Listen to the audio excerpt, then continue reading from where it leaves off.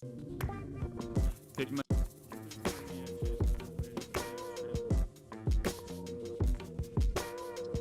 Had my job at Clue.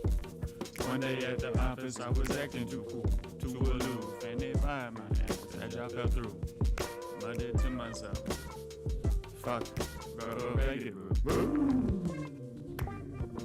Pick myself back up, my swagger's still too smooth. Yeah, the funds just transferred. You could call me a chancellor the way I'm such a tactician. Don't hand me no map if it ain't got no traps hidden. Yeah, you took it to a tactician. I need some detours, I need some echoes, I need some shadows. Bitch, this the digital Indiana Jones. Hey.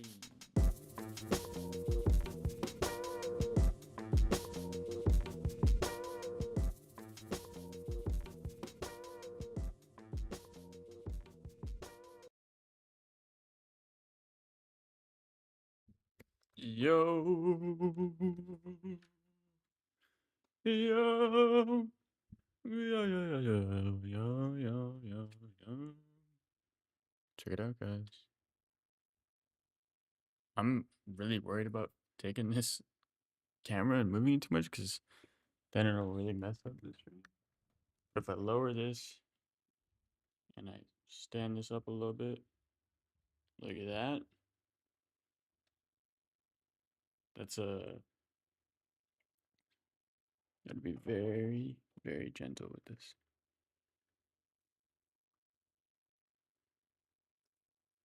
Yep. Mic stand. Oh, very exciting. Very, very exciting.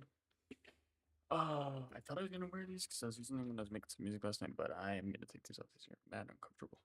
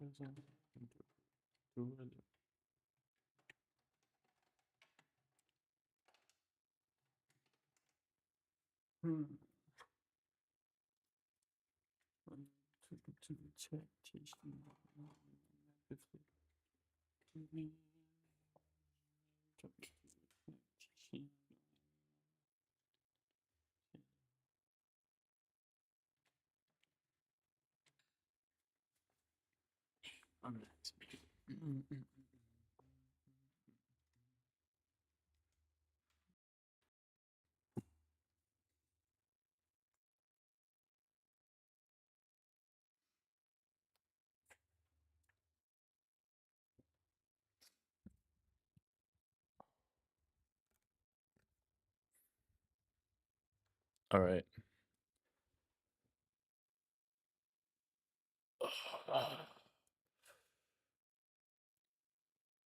Oh, let's take a moment.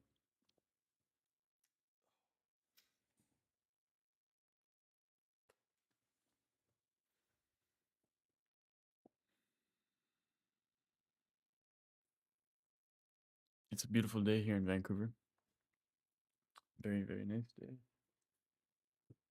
It's just getting started, but clear skies. We have a nice backyard and trees starting to bloom. I planted seed and some fertilizer and laid down fertilizer in the backyard. Some weeks ago, we had to get like a new clean out installed in our backyard because prior to that it was in the house, and some issues with um the actual access point had like roots growing into it and stuff like this, and they're like, this house might just flood with all of your stuff you put down the plumbing.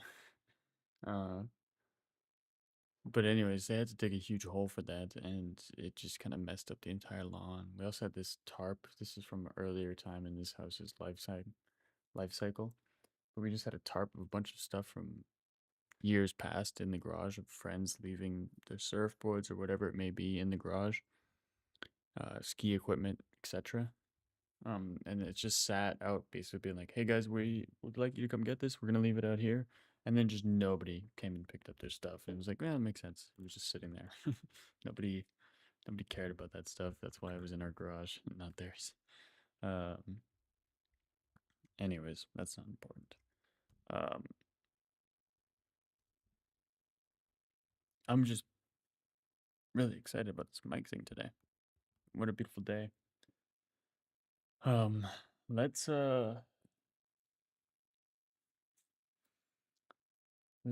see what we got today. Let's quickly test this out as we do every day. Make sure that everything's working as expected. Really excited about this mic thing today. What a beautiful day. Um, let's yep, okay. That all works well. Good. Um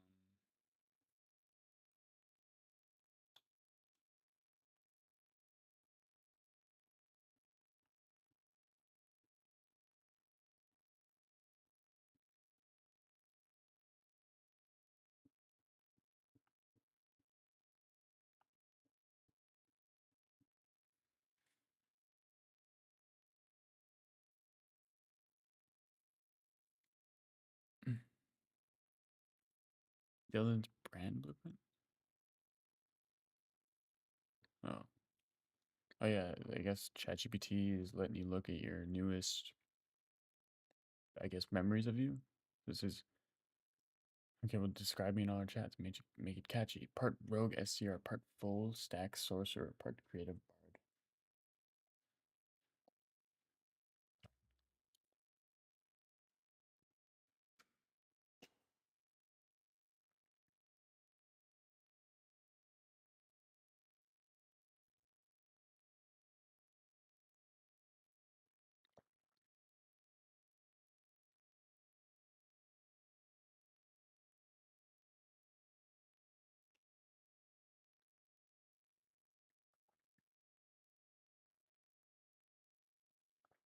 Startup school STR mouse hacker hand. That's hilarious.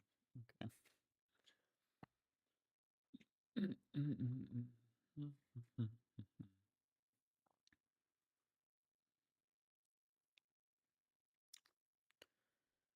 Okay.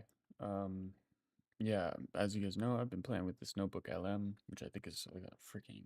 I just love that tool so much. Um, just watched this video on this clay book. Basically, they collected um, a few different companies, got their LinkedIn information, and then via the SEMrush API, essentially what they were able to do is like get some information around their web traffic. But the like the step forward or the thing that was done that was interesting that I'm like, yeah, this kind of aligns with what I was thinking is probably the best way to approach this is like um this person made a SEO report URL, went into Replit and built just a custom little simple dashboard. Um,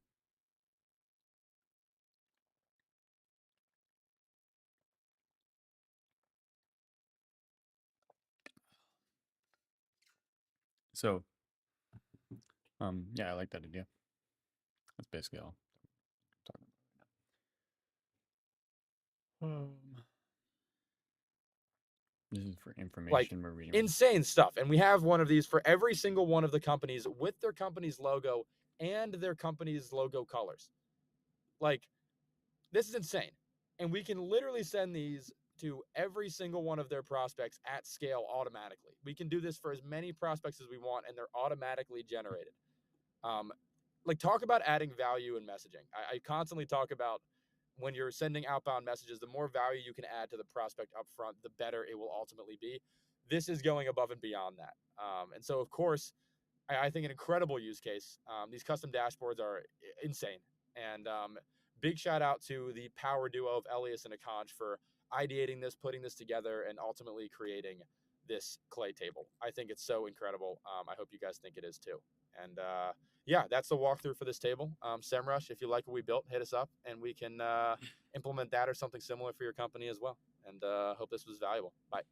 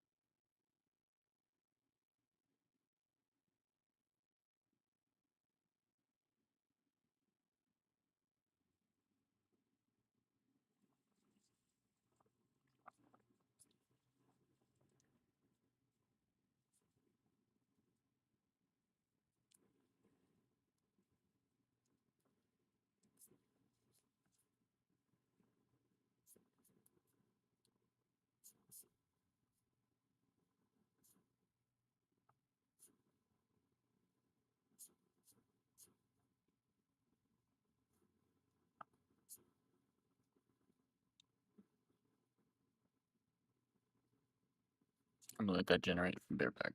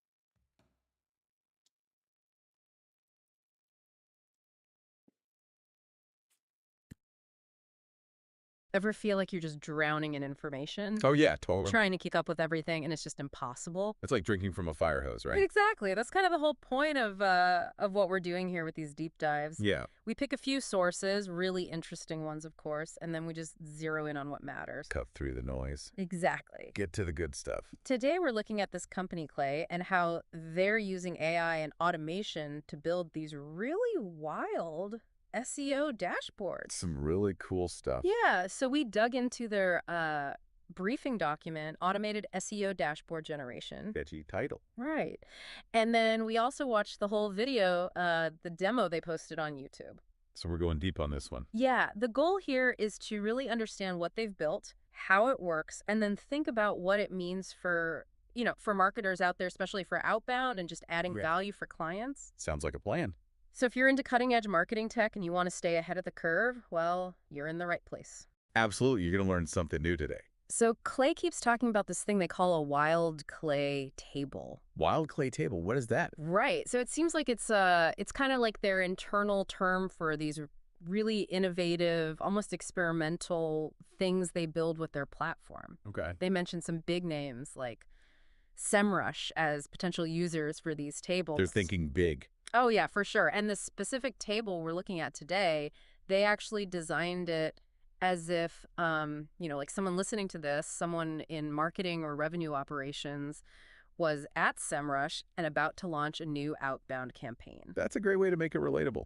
Immediately you're like, oh, okay. I see how this could work for me. Exactly. And in the video, the guy demoing it was clearly super pumped about this table. Oh, yeah? He actually said, and I'm quoting here, I am incredibly excited to show you this table today, as I think it is one of the cooler tables we have built over here at the Kiln, and that is saying something. That is saying something, huh? Okay, they're definitely onto something here. Right, so let's break down how they built it. Yeah, how do you even start with something like this? It's all about data, right? They pull in data from a bunch of different sources using APIs, and then they kind of stitch it all together. APIs, application programming interfaces, right? Yeah, exactly.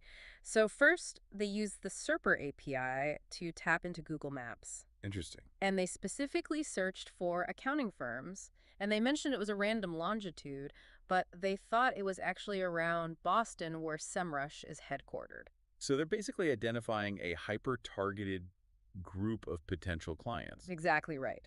Step one is all about finding the right companies. Makes sense. Then they use Clay's own tool, their enriched company integration, to get more details about each company. Enriched company integration, what kind of details are we talking about? In this case, they grab the URL for each company's logo, either from their website or their LinkedIn page. Okay, get it specific. Yeah, and this is where it starts to get really interesting because they then use SEMrush's API to pull in website traffic data for all these accounting firms. Using SEMrush to analyze SEMrush. Pretty meta. Right. The speaker even called it a SEMrush Seon moment. He was joking around. But you can tell they're really into this stuff. I like that. And they're smart about it. They immediately filter the results to only include companies with over 500 website visits per month.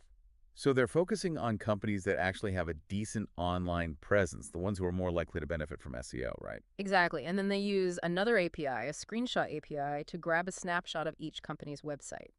Interesting. Why do they need that? It's not just for reference. They actually feed those screenshots into yet another API, Imag Colors, which extracts the dominant colors from the images. So now they know the company's brand colors. Exactly. They even get the specific RGB codes. Wow, that's pretty slick. Right. And then they take those colors and they feed them into an AI, asking it to help me find 3 colors from this other than white or black. So they're using AI to identify the core brand palette. That's really smart. Yeah, it automates a task that would take forever to do manually. Saves a ton of time. And then they use this tool called a Collagen prompt to analyze each website for specific keywords, in this case, top accounting keywords. So they're seeing what these companies are already ranking for, Exactly, and how often they're using those keywords on their site. getting a sense of their SEO strategy, their content focus. Right, and they also grab data on how fast each website loaded at this point, but then comes the really crazy part. Okay, hit me with it. So you remember Akon, one of their engineers? Yeah. He and Elias, they're like the power duo over there. They built this custom dashboard using Replit. Okay, A custom dashboard. And get this, they also created an API specifically for this dashboard. So they're really building this whole system from the ground up. Yeah, it's pretty impressive. So what does this dashboard actually do? It's where all the magic happens. It takes all that data they've collected, the traffic numbers from SEMrush, the keyword analysis, the brand colors, the site speed, everything, and it automatically generates personalized SEO reports for each of those accounting firms. Wow, so each prospect gets their own unique report. Exactly. The speaker even said it was like insane stuff. What kind of stuff are we talking about here? What's in these reports? So each report includes the company's logo, their brand colors, information on how fast their site loads, their current search engine rankings for certain keywords, a breakdown of their keyword usage, and even projections for their future website traffic. Okay, that is pretty insane. Right. And the speaker really emphasized how important this is for outbound marketing. He said, quote, "The more value you can add to the prospect up front, the better it will ultimately be." This is going above and beyond that. Yeah, instead of just hitting them with a generic sales pitch, you're giving them real value, actionable insights right from the start. Exactly. And what's so cool is that they can scale this up massively. They can generate these reports for as many prospects as they want, all automatically. Wow, talk about efficiency. And they weren't shy about it. They ended the video with a direct message to SEMrush. They said, "SEMrush, if you like what we built, hit us up and we can implement that or something similar for your company as well." Bold move. It is, but it also shows how confident they are in this approach. Yeah, they're basically saying, look, we can do this for anyone. Exactly. So what we've seen here with Clay is a really powerful example of how to use data integration and automation to create hyper-personalized outbound marketing materials. And it's not just about marketing, right? I mean, this kind of approach could be applied in so many different industries. Totally. It makes you think, what kind of wild table could you build? What kind of data could you combine to create something truly unique and valuable? That's something to think about. Definitely food for thought. All right, well, that wraps up our deep dive for today. Get you next time. See ya.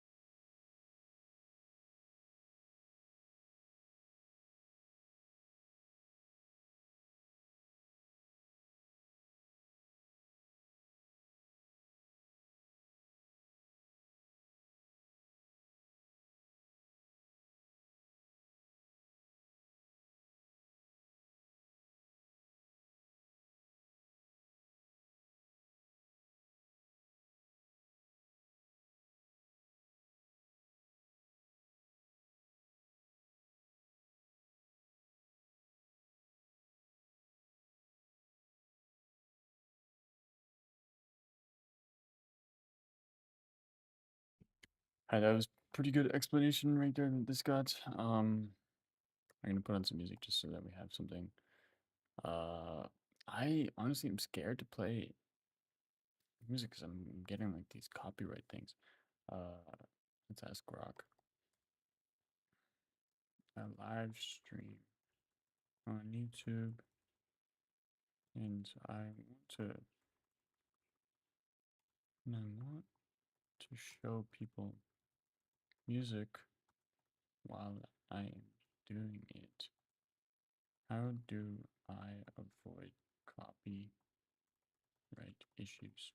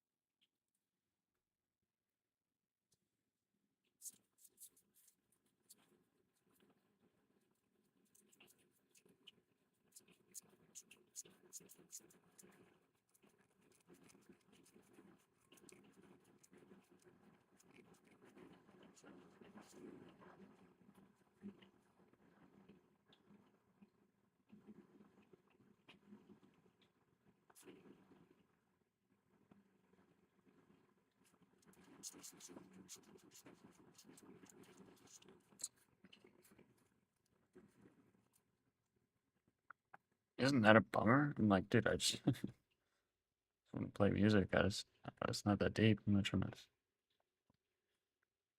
jack anybody's stuff.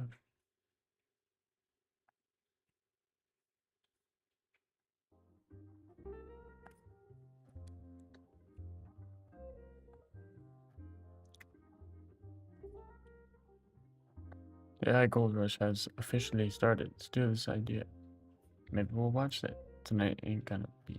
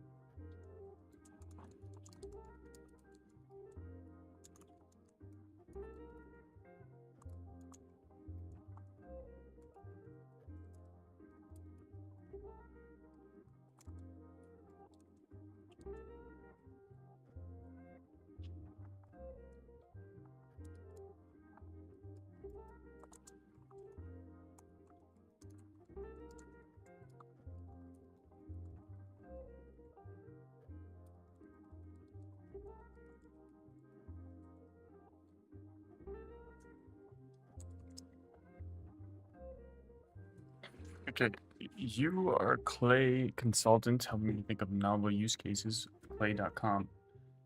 I'm a developer. Some background.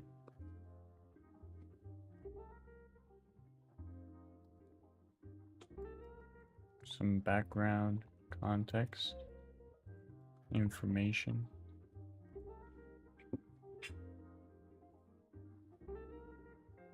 I have a free trial of Clay Pro.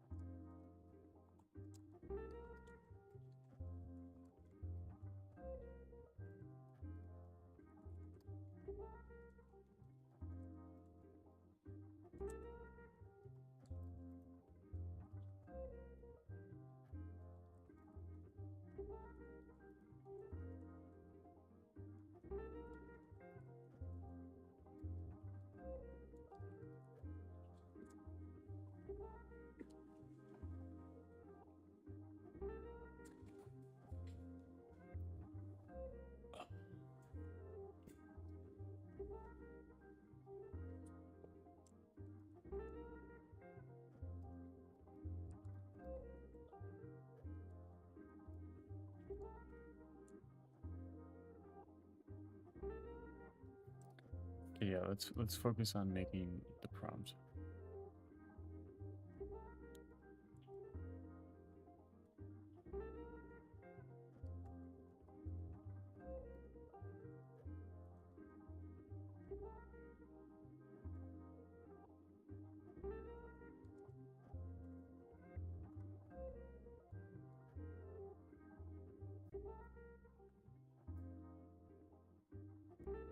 I gotta be honest.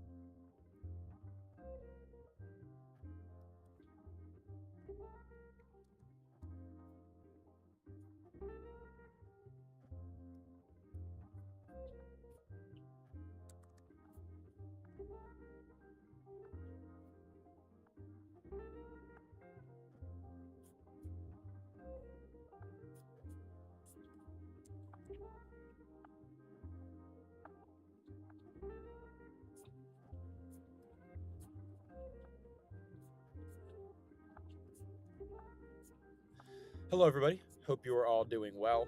I am incredibly excited to show you this table today.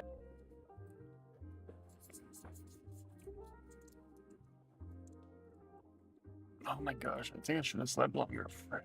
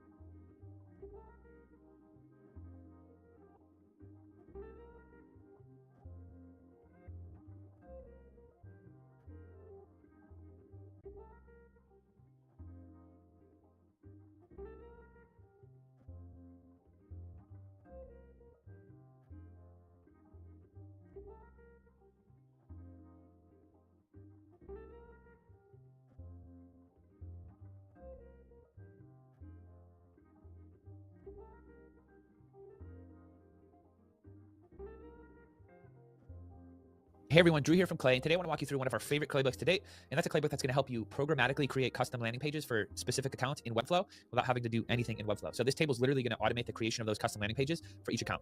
Really simple, really easy to use, awesome use case here. So we've got customers using this for sales and marketing. We know how important personalization is to both outbound sales and account-based marketing. So customers are using this to send targeted traffic to specific landing pages that switch out copy that feature their company name instead of someone else's. So there's slight customization here. What used to take a long time, it was a very tedious process for development or someone on the marketing team to go duplicate pages, switch out all this copy and scale sometimes hundreds of account-based pages. You can literally do in Clay in seconds. And it's a pretty cool use case that demonstrates how flexible and versatile Clay can actually be. So there's a guided walkthrough below here, step by step, on how to do everything from creating a new collection in Webflow to mapping the collection fields to the different columns in Clay so that it can populate the copy, to getting your API token and all of the above. It's actually pretty simple. I would say it's not beginner, but it's pretty close to beginner, and following the instructions below, you'll be able to get it.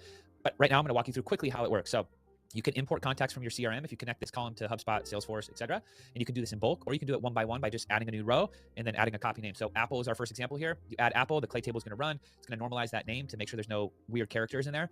If there are weird characters, it takes it out, and then it uses that name as the slug. So whatever subdomain or URL subfolder, I should say, you have these landing pages set to, well, it's going to use the last / is going to be the company's name. So in this case, it'll be / Apple. And then we've got a series of formulas for header copy, value proposition, supporting copy. I want you to go in here and edit these fields. It's really simple. Just click on the header column, click edit, and switch out the copy in all this with your value propositions, your benefits, capabilities, features, etc., whatever you want it to say, all your product marketing speak.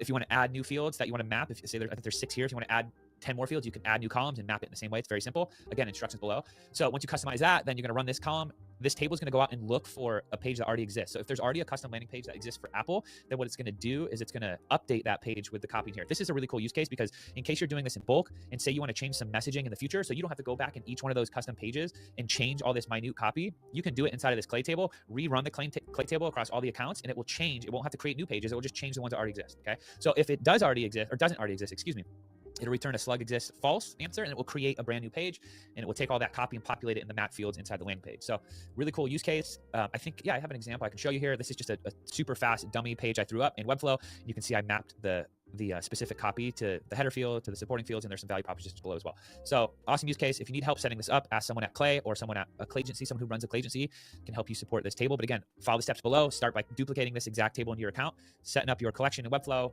syncing your API with the API token, and then testing it. It's really very simple. If you have any questions, reach out to us. Have fun.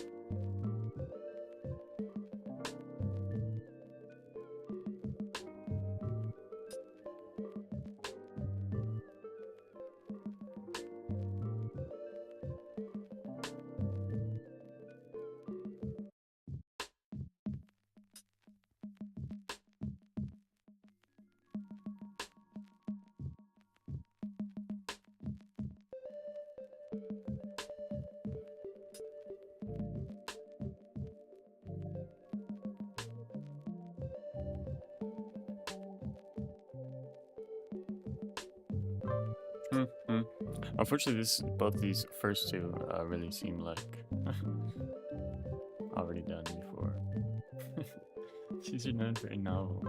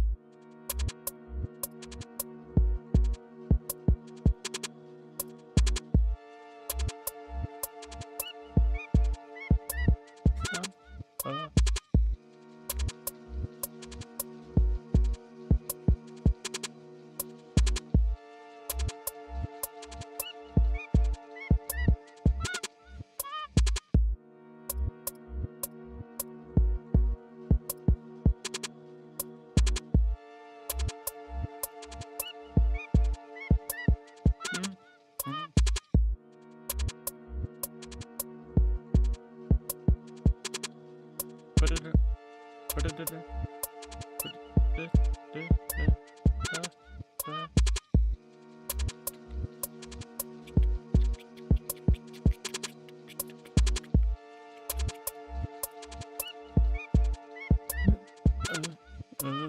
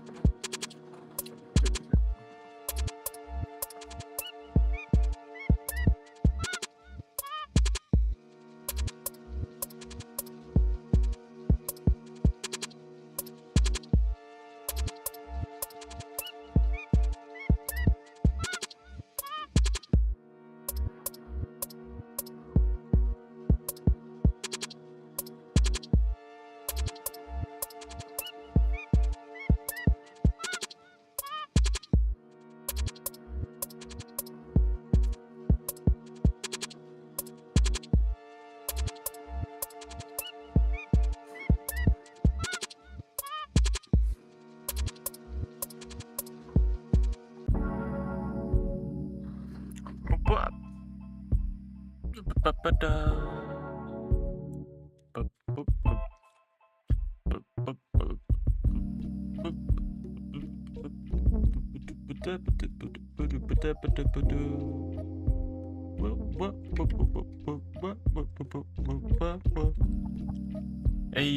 yeah, yeah, yeah, yeah, yeah, yeah, yeah, yeah, yeah, yeah.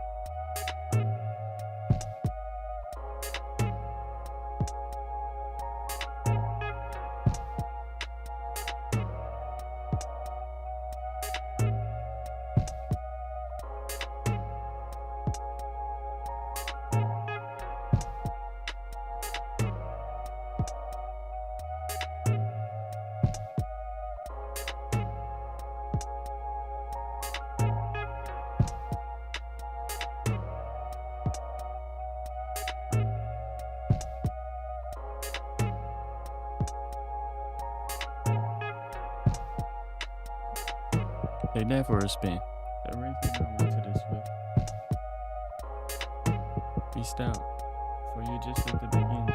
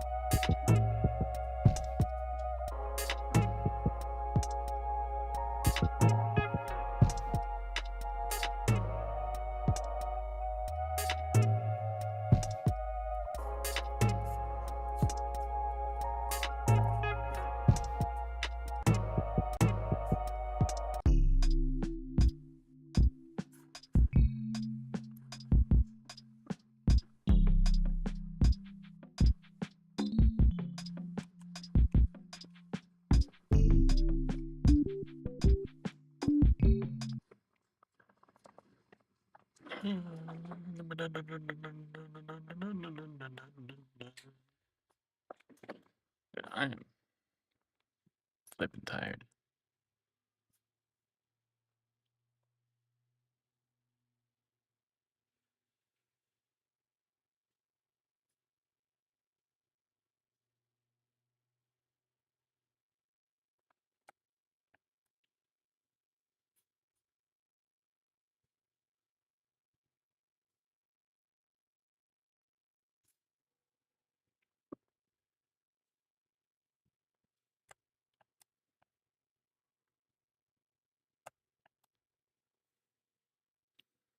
I need to think about.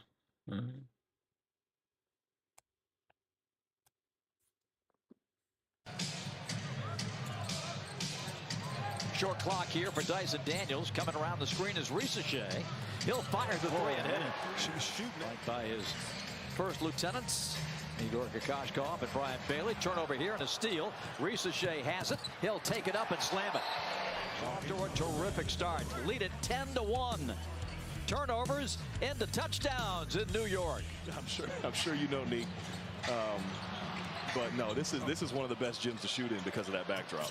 Get it and run, and Zachary Risacher. This is one of the best. I'm sure you know, Nick. But no, this is one of the best gyms to shoot in because of that backdrop. Get it and run, and Zachary Risacher with Zachary the is off to a great start. You know, play harder than you. There's Zachary getting out on the break again and just gets an easy one. I tell you, no, he has. I'm telling you, he's a special player, of course, but as a kid, as a guy, he's special as well. He's very He is going. One more. Corner three for Zachary is good. 13-point first quarter for Zach Risacher. South for Brooklyn this year. Those guys, Larry and Meek, and a beautiful corner three by Risacher. Risacher get a better shot. That was not a smart decision there. Risacher fouled in the lane of there. Risacher. Not a smart decision there.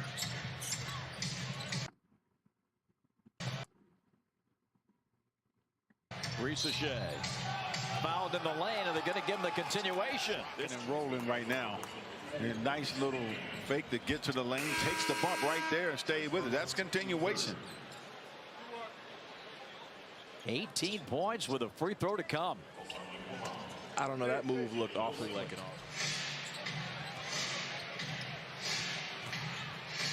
Trey on the handoff, and Risacher, the baseline again, just man goes across. Zachary into the lane. How about that shot? heat check. Oh, man. 23. The crossover, not once but twice. He froze Claxton and flipped it in. Risacher up and in. 26 and counting.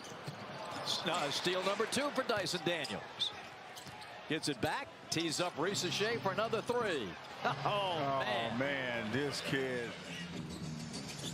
And a turnover for Brooklyn. It's going to be Trey through his legs, off and up to And a turnover for Brooklyn. It's going to be Trey through his legs, off and up to Risacher. Timeout, Brooklyn. Go to the basket. And that's just a bad 3. Trey, baseline bounce. Zach's got it and dunks it. 33 points for V. Krejci. And another net turnover. Karis LeVert with the takeaway. And underneath is Risacher all alone. Oh, wow, what a night he has had. Beautiful look ahead by Karis LeVert. Nets late getting back, and Risacher made him pay. Niang Okongwu. Catch and shoot. Ricochet. The flame is still lit. And like I said, he was going to break his home record in this game. 38 for Zachary Ricochet. A new career high. Eyes down. Eyes down. Feeling sight. Feeling sight. Passa pra garagem. Resource. Vai na garagem.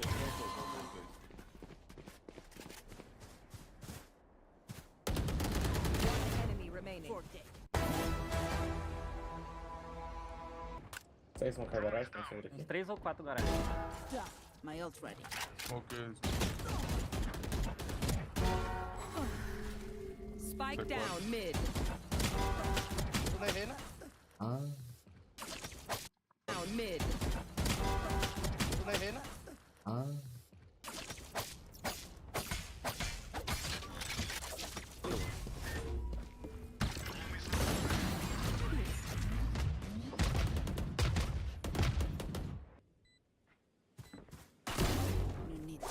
Miada aí, Anion. Spike down A. Seja 80, tô na metade. Não, vai dando, vai dando.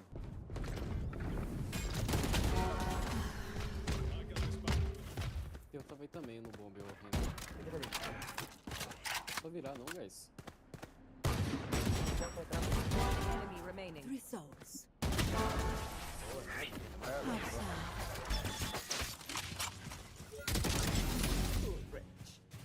Spike down B.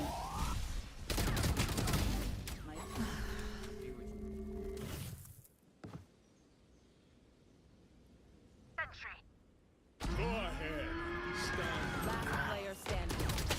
One enemy remaining.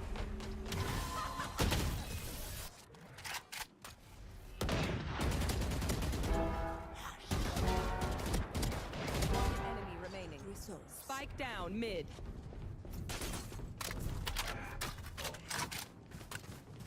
Here. Enemy spotted.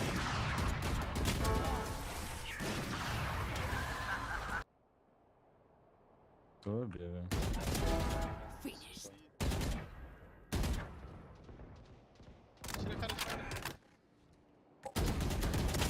Last player standing. Spike down B.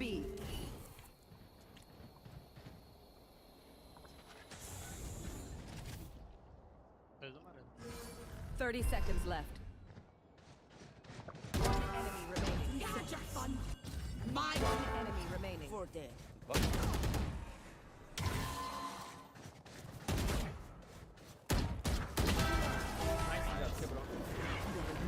They will cover.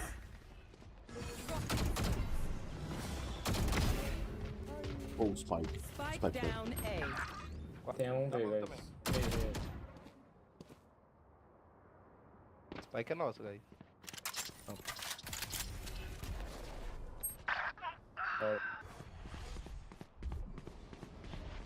One enemy remaining.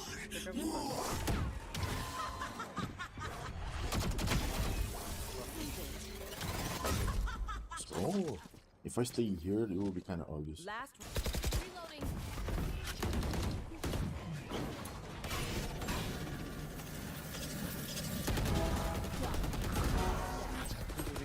Spike down B.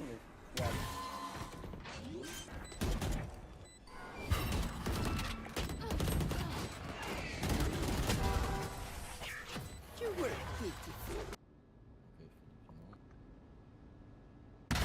Pathetic. My ult ready. Curar satélite, hein? You disappoint me. Pode ir lá, chat. Pode ir lá. Fica com o Joy. One enemy remaining. Spike down A.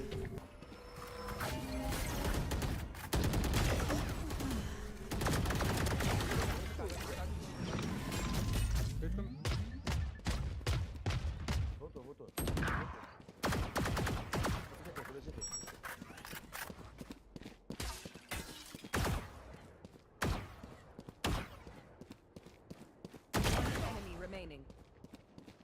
Tava varanda. Deixa eu marcar daí.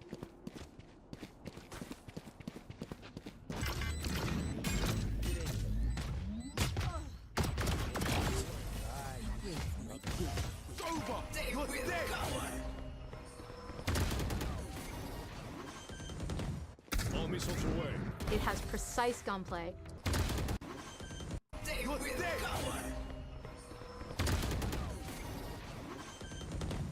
All missiles away. It has precise gunplay. And what's gonna happen next? We'll know to get absolutely bopped, and his teammates are going to complain a lot. We'll know to get one kill. We'll know to beg for your like because the rent is to get one bop.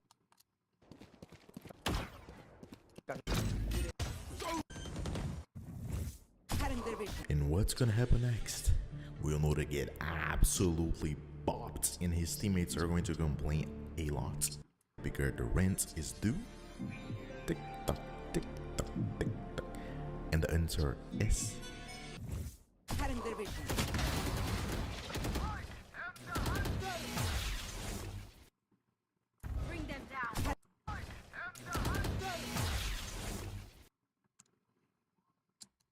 Bring them down. Bring them down.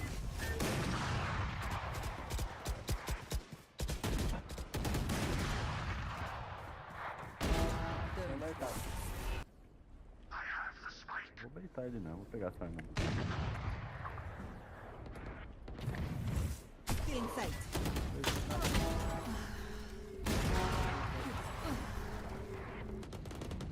I know exactly. Spike down A. One enemy remaining. Stand your ground.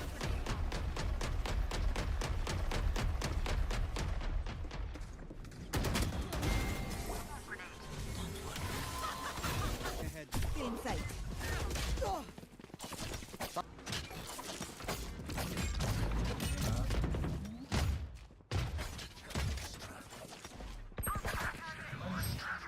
Spike down A.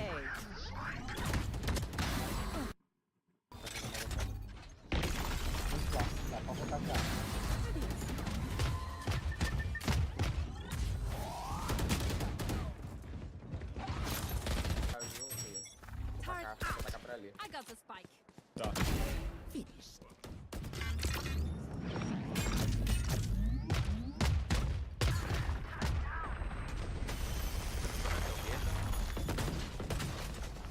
Can't use that.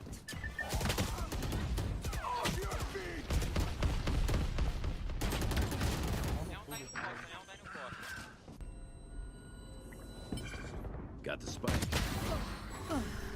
My ult cutting their vision. Vai lá. Fully smoked. Matei. One enemy remaining.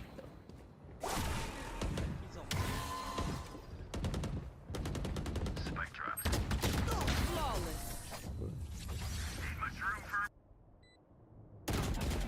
One enemy remaining.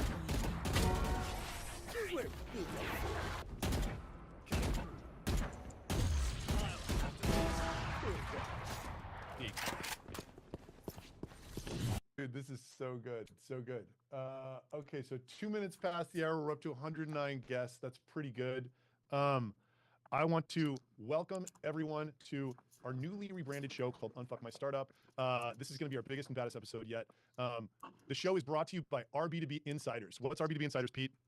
Our B2B Insiders are a new community we launched in November, bringing together small early stage founders to share wins, provide feedback, and be in a community together, not doing it on their own in their house like I am right now. So if anyone wants info on that, drop me. I'll pop my email in here. Hi. Can you hear me? Yeah, we can hear you perfectly now. Wow. And by the way, I just dropped a link in the chat. I spent so much time and money making 4 different courses about everything that I know about building startups.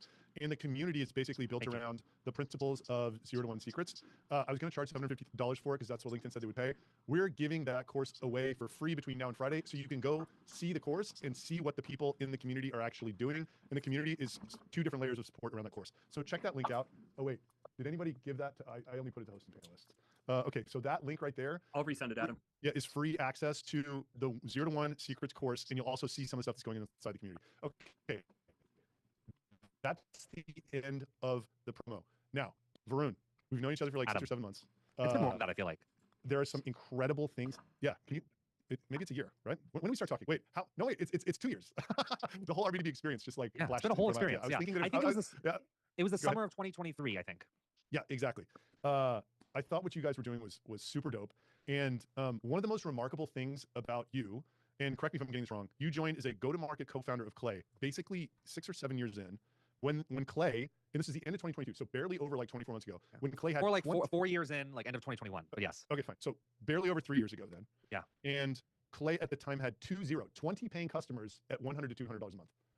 Is that accurate? Generally right. I don't actually remember at this point, but generally in that ballpark. So that is so epic and unbelievable. And like, so here's how the show's gonna go. We're gonna do our first thing that we've started to love doing. So raise your hand if you want to pitch us, me, Pete, and Varun. We're gonna give you 2 minutes to pitch your startup, and we will, we're gonna run a poll, and if above 66% of people want to buy, we're gonna send you a swag box. Above 33, we're gonna send you a t-shirt. Below 33, we're gonna send you home. Bye. So that's segment 1. Well, And then Adam, you're very good at this. I can. Yeah, and then this by is the way, like a reality show. It's pretty good. and then so raise your hand if you want to pitch us. And then the second segment is the reason you're all here.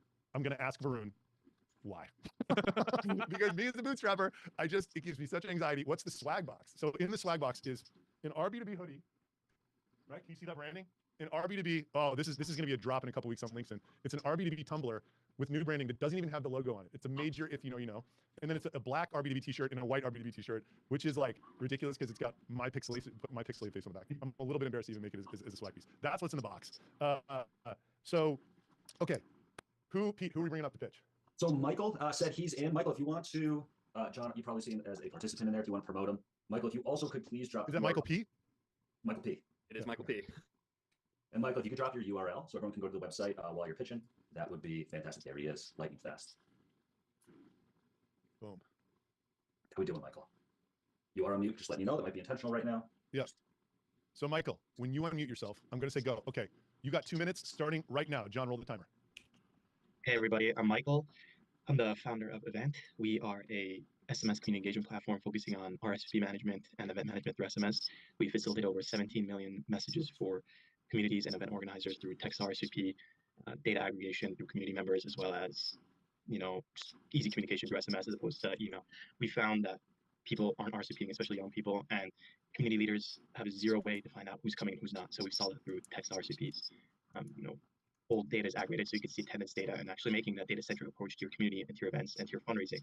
So that's what we aim to do, and that's us. Okay, you got a minute left. Varun, do you have any questions for him? Right now, I will be honest, it's not looking good. We got a 17%. What is the okay? So just so I understand, basically, the problem you're trying to solve is that people don't know who's coming to the events, and so you and build RSVPs. No one's RSVPing.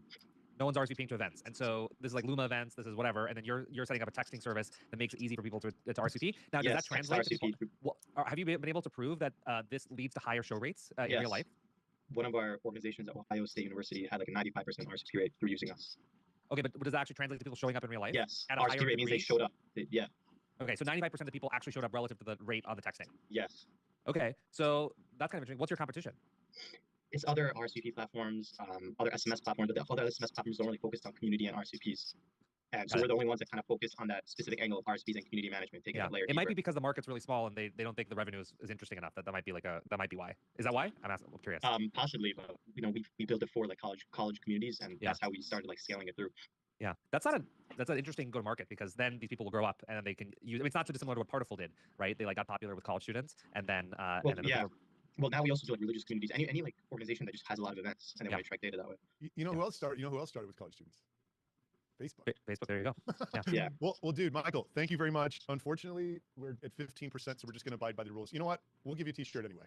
Yeah. Can I give you some feedback, Michael? Yeah, My of course. feedback here is you should structure your pitches going forward with like more about the problem and making that super clear, and then like how you help, and then you're lucky that I asked you the question about the show rates. Like, what if no one asked that? Like, that's a huge piece of information that directly explains the value that you're providing relative to not using you. So you should kind of lead with that kind of information. Maybe there's even a better number, but that's 95% from Ohio State University is a compelling one. So that seems like a good one to do. To start with the problem. Thank you. Appreciate Michael, it. thanks for coming up. That was our pitch slap segment. Okay, we're going to do something new at the halfway point. The thing we're going to do new is called Unfuck My Startup. So if you want to raise your hand, and we'll call you up at minute 30. Okay, go. It is the great debate. It is why, but there's new to do. we help you grow your business. We build creative tools to help you grow your business, and we do that by giving you all the data you could possibly need from lots of different sources in the world, and then having a development environment where you can take that data and put it into practice and have your creative growth ideas and do outbound with it, or direct mail, or ads, and in a scalable and targeted kind of way. So kind of like low code, but still very built very maker flexible. like. It's very flexible. You can tailor it to your everything- business and what you need, and it's not like a one-shoe-fits-all situation. Okay, and then the next question I have, which is kind of relevant to the audience here, is like, how big do you have to be to use Clay? Like, when does it start? You can be one. You should as small as possible. As one person starting their business should be using Clay. And like a perfect use case for this is you're one person, you're starting a company. What could you use Clay for? Well, you probably want to see if the messaging for your product resonates, right? So you can do outbound to people to refine the messaging and product positioning for your product. You want to get customers, your first customers, like use Clay to find those people. You probably want to find your first engineer or your first teammate, like use Clay to find those people. So Clay can and should be used from as early as possible to grow your business, all the way to the biggest companies in the world.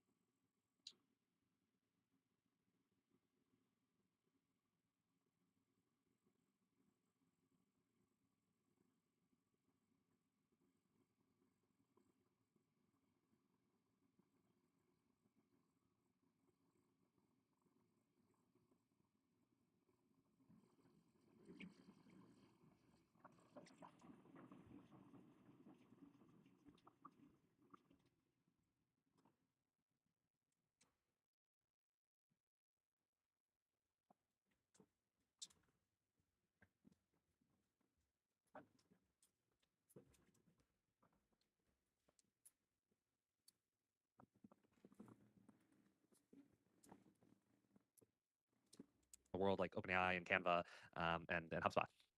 There's a bunch of people in the chat too saying they are 1-2-person agencies who use the heck out of Clay. We Wow. can see a lot of it too. So I appreciate that. they're I actually can't see the representing comments because I'm in a fancy studio setup, so I actually can't see the comments. But just know that my heart is with the comments. Amazing. Can I like? We're gonna figure out a way for me to see the comments. Yeah. I mean, I'll call them out too. Brune, just like use a Clay table. I know. That's right. Yeah. I can pull this Right?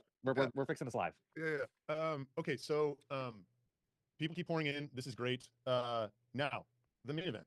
Now, let me explain the nuance behind this big why question, right? Like, I saw that thing hit, and I was just like, and it just gives me anxiety. So 6 months ago, I saw the headline hit that you guys raised 50 at 500 or something in that area, right?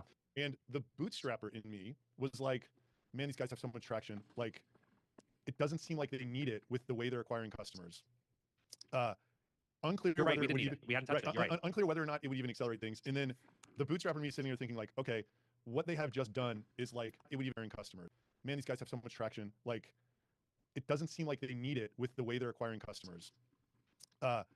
Unclear. You're right. Whether We it didn't would need even, it. We hadn't touched it. You're right. Unclear whether or not it would even accelerate things. And then the bootstrapper in me sitting here thinking like, okay, what they have just done is like so by the way, like Clay, I just think it's like so phenomenal. And I was talking to Stefan earlier today about like this use case with like ad tech, right? So like you make a B2B list and you guys are trying to like fulfill this use case of sending it to D2C platforms for ads, right? And I'm like, oh man, Gil from Metadata is gonna hate that, right? But then it's like the crazy thing about Clay is like you can build what is B2B software? Like Satya from Microsoft said it's like a database with workflows built on top. And like you guys have every source of data, one currency, and you don't charge for the workflows that are built on top. So like you can build any software in Clay. So it's just wild, right? So like my view is like, okay, like it's pretty easy to see an outcome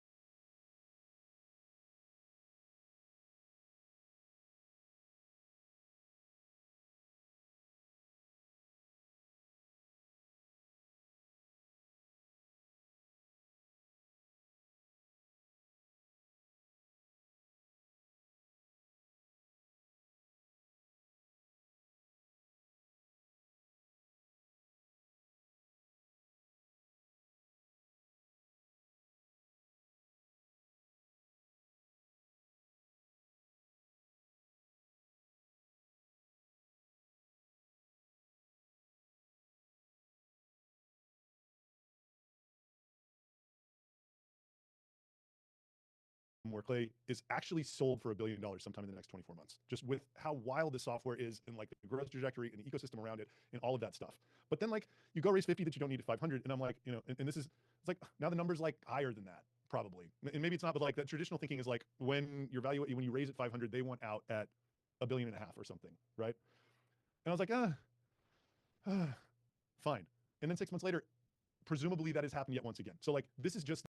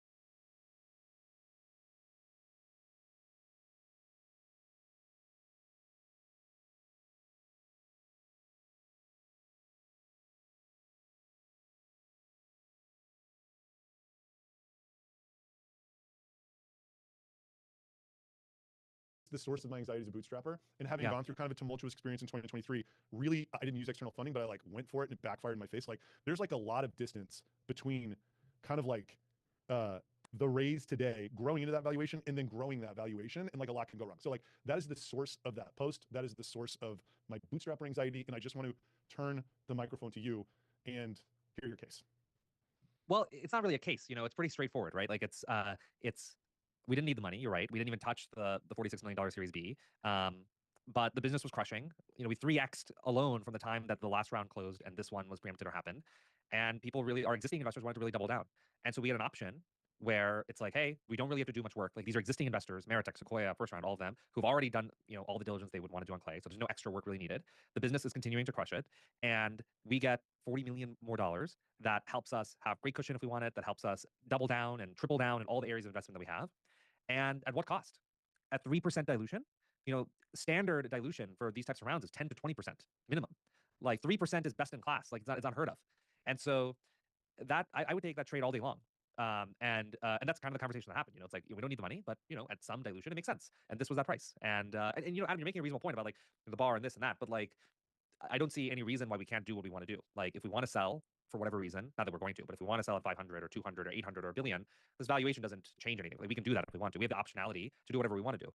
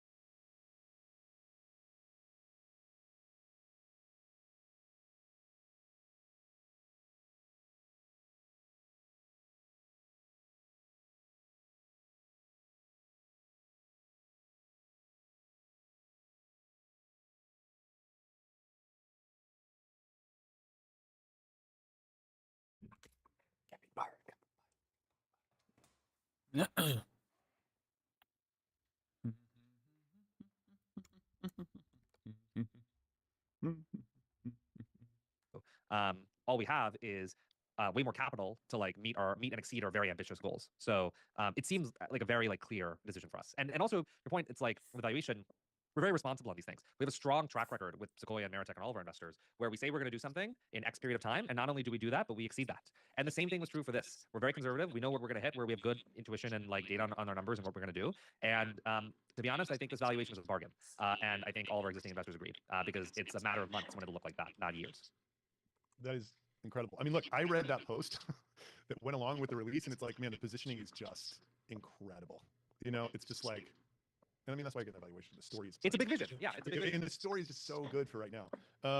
Pete, do you have any questions for Varun? Yeah, I mean, so you raised much money. I get that it was a good deal. Maybe there's some de-risking involved. When people raise money, it comes with a new set of expectations, maybe sometimes limitations on what they could spend money on from an R&D perspective. What are you going to do with the money? Like, you're going to acquire a bunch of companies? Are you going to like start doing more R&D? What does that look like? Just because there are no limitations or anything like that. This is just like this is as clean as it comes. So it's just like this is the money and it's our existing investors who wanted to double and triple down on the business. But so no new kind of thoughts coming into the room. It's all the same existing people from before, just another round raise, basically. Yeah, reflecting the growth of the business and obviously the higher valuation. But to answer the question on what we're going to do with the money, it's pretty straightforward. Like we have very significant, we have a very big vision, right? We are going to help you grow your business in any way. When you think of search, you think of Google. When you think of design, you think of Adobe and Figma. When you think of transportation, you probably think of Uber and Lyft. When you think of growth, you will be thinking about Clay in 5 years. And Adam, you will not be asking the question, how small do you have to be to actually use Clay? Because it will be obvious that if you want to grow your business, you will use Clay to figure that out and execute it to the way that makes sense for you.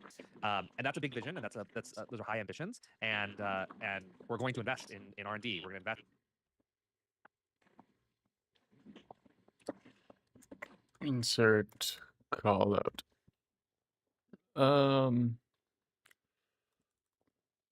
Co-founder Varun. In 5 years, when you think grow your business, you will think Clay. Similar to search, you think Google.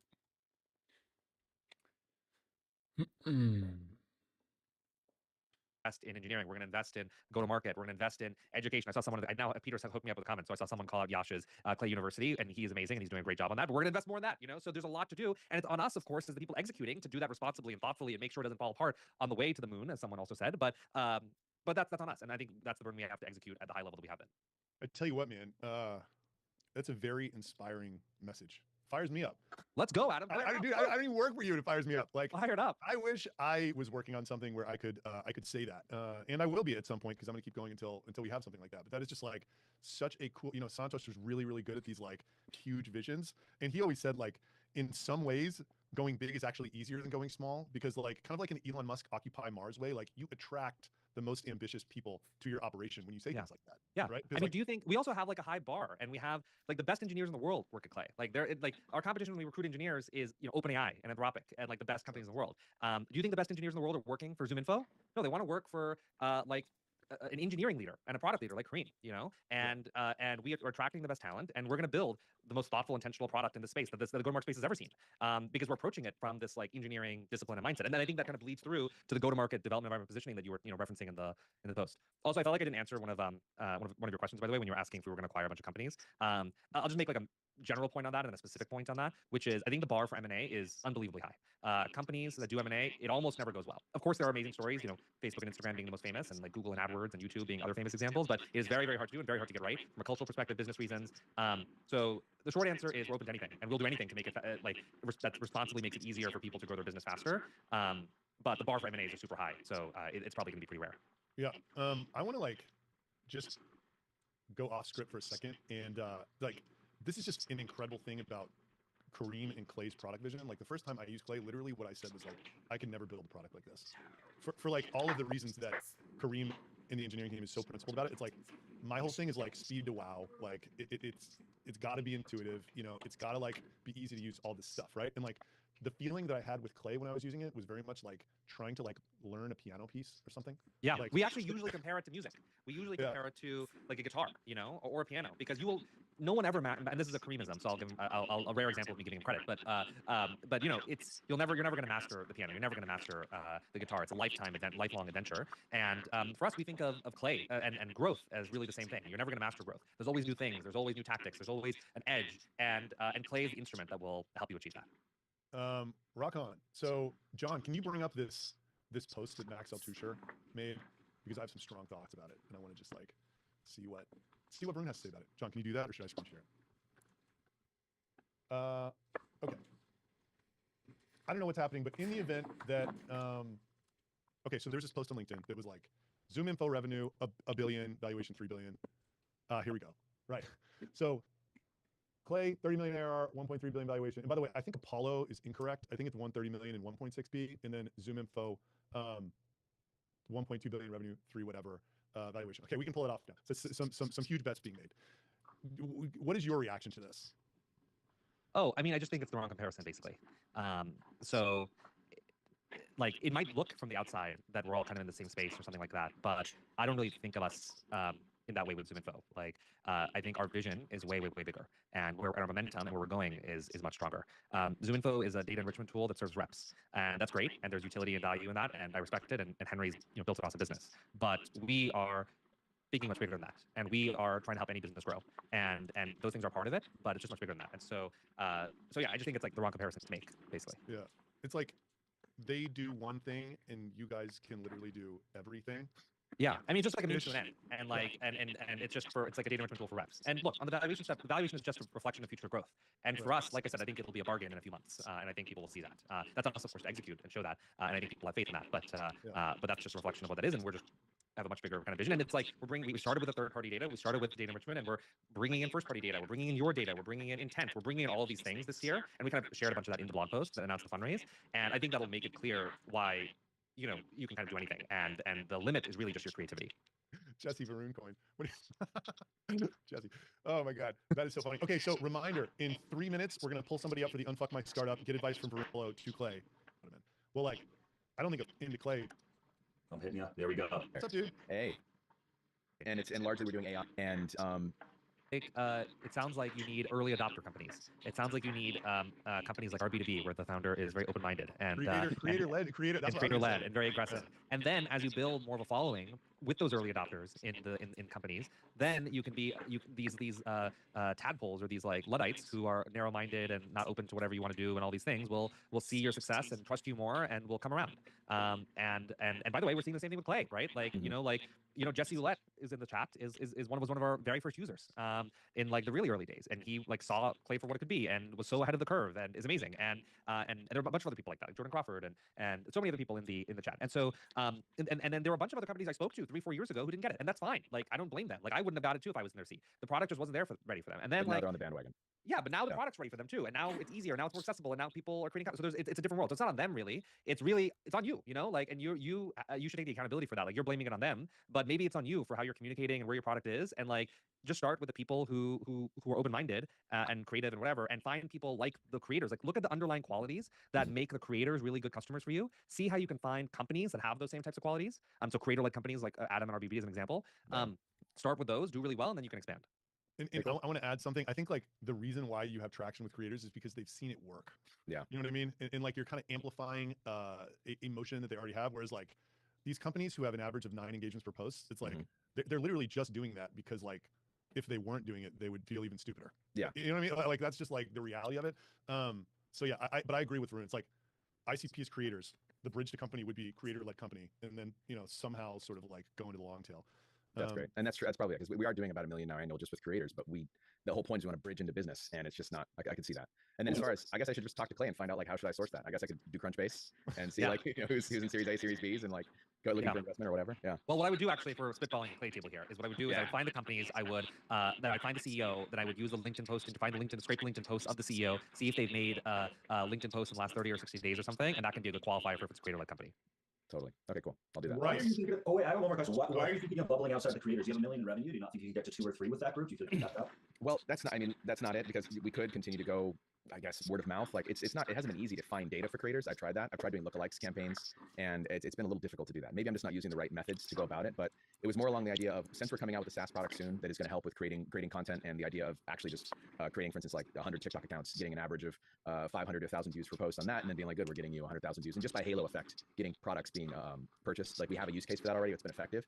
So we're doing that, and that's a service, and that would more lend itself to B2B than it would for creators. That's part of the reason why, because that's the direction we're planning to go. The consulting it doesn't seem like it's going to scale too much. Sorry, I'm looking at Jesse Ouellette's post here. Yeah. Jesse is the man. I love Jesse.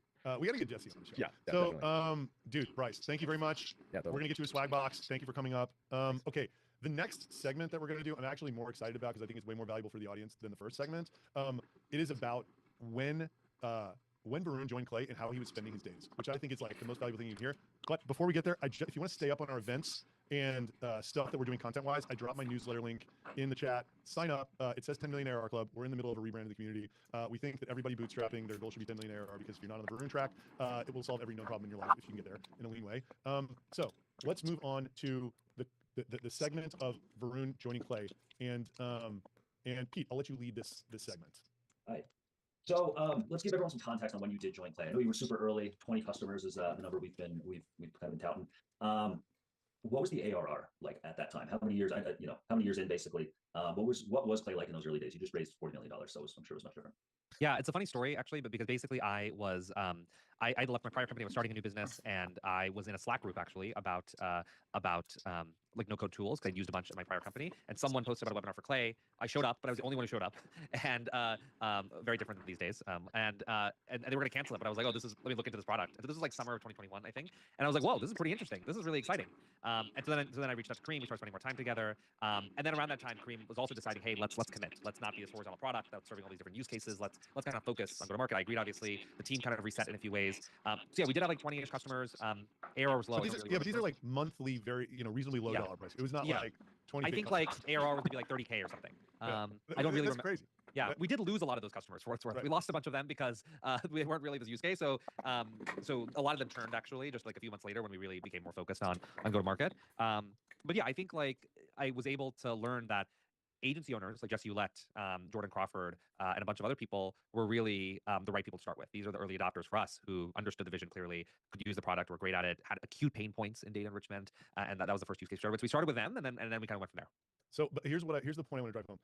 I don't think there's an argument in the world to like say that 30K ARR that you would soon lose has product market fit yet. So like you joined as the go-to-market person in this company that's been around for a while and did not have any close product market fit. What did your day look like?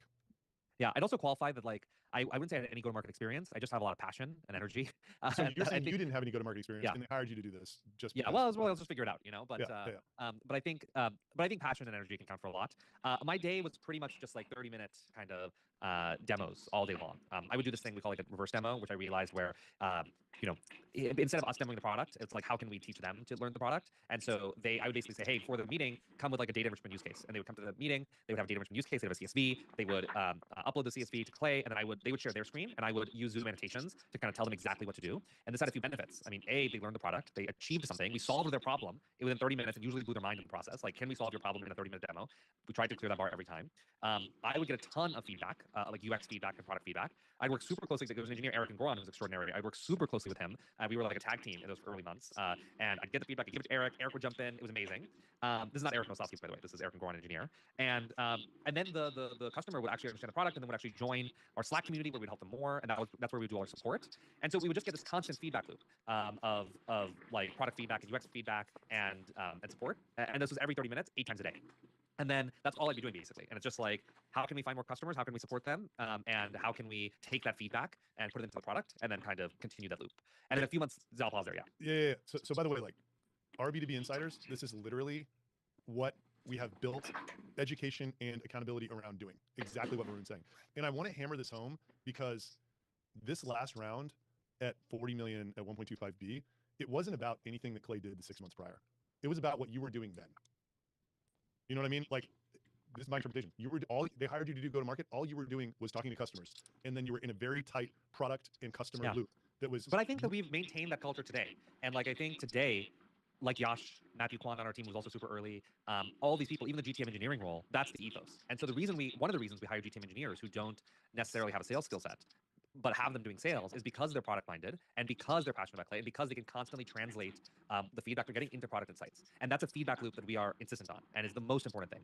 And Yash is running these cohort programs, educating our people and doing these university things. Yash is maybe the #1 commenter in our product feedback channel, and he's getting all these insights from that. And so that is the feedback loop that we are constantly on. So yeah, I think we did some useful things in the beginning, but we've continued that ethos to this day, and I hope we'll have that for a really long time. Totally, I hope so too, because that's what's going to make this the greatest product of all time. So yeah, I said that the wrong way. I didn't mean that it was only the things that you were.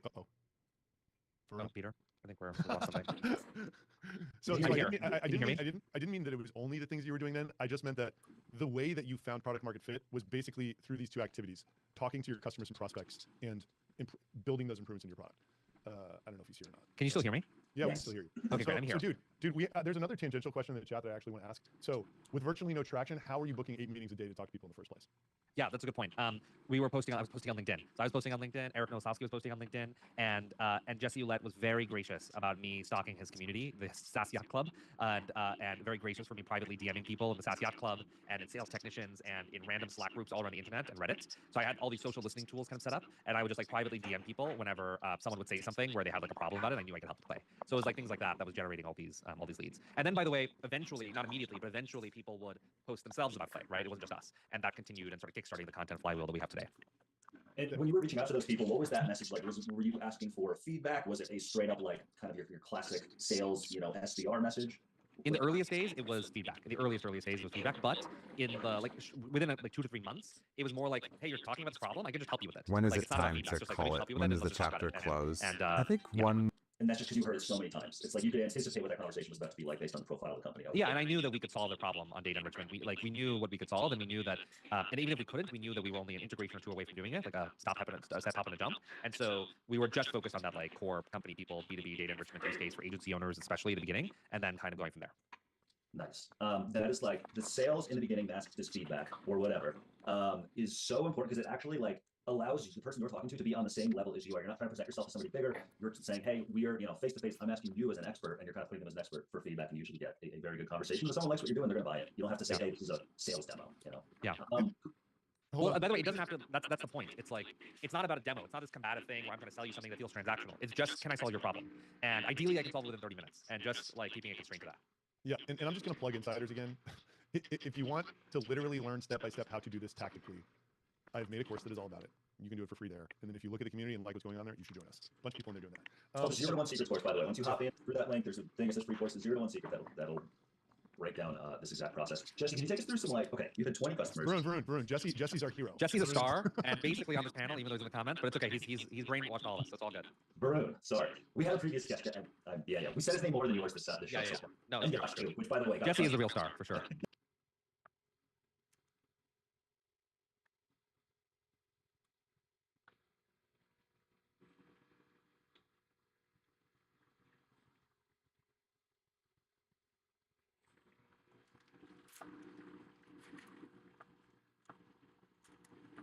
I haven't been sleeping well, and you probably haven't either. This AI gold rush is happening right now. ChatGPT 4.0 image search comes out. All these vibe coding tools, what do?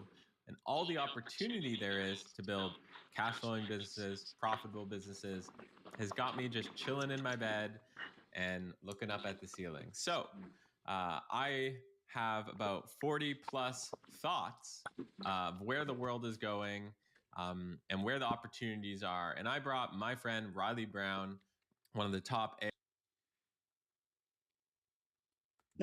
Varun, so 24 months, 36 months, something like this, just a complete rocket ship. As you're going through, you said in about 3 months, we started anticipating what these questions were going to be, really start having a more tailored call. What were some milestones along the way? Where you're holy shit, I think this could be bigger than we thought it was. Yeah. Take us through all those moments in time. Well, the goal was, can we make a self-serve motion, truly product-led growth, right? And so that was the core focus that first year. How can we take this from me taking 7 demos with one customer doing this reversing constantly to 4 to 2 to 1, and eventually within a year of 0. So that was the core priority. And so when we achieved that, we knew we had that was really powerful. When we saw people organically posting about us on LinkedIn, and that creating a content loop through agency owners and stuff like that, that was really powerful. when we broke out of this space, when we within a year were able to get customers like Rippling and Berkata and multi-billion-dollar companies that that adopted these like growth hackery type mindset and used Clay to the fullest and was able to do so despite not necessarily having the skill sets internally, like that was really powerful. How fast is this channel going? Of mine. Why? Yeah, definitely checking that out. I'm loving this Notebook LM tool. It's so good.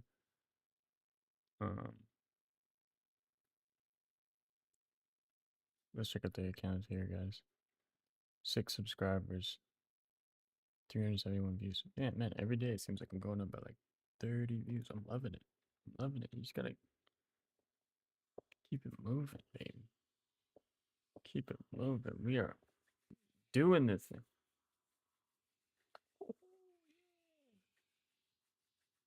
Yeah. I haven't looked at X. How many posts is my thing getting? Or how many likes? I got 40 impressions, 80 impressions. Here we go. Haha. Yeah.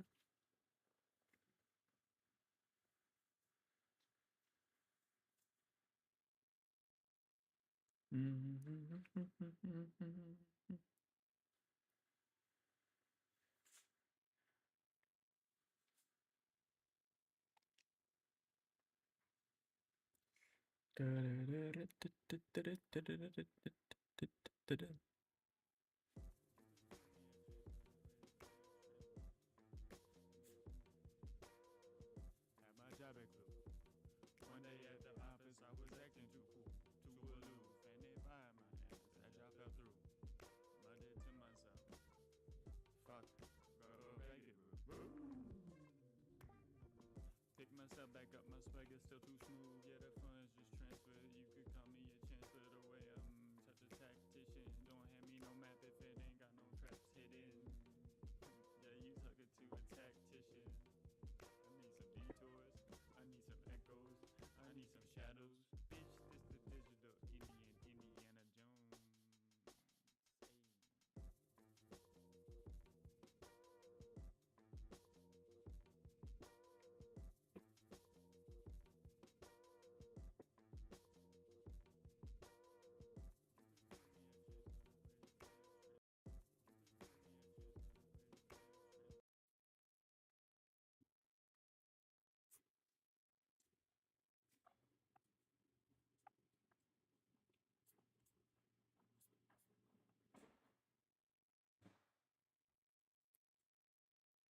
This is the year Google.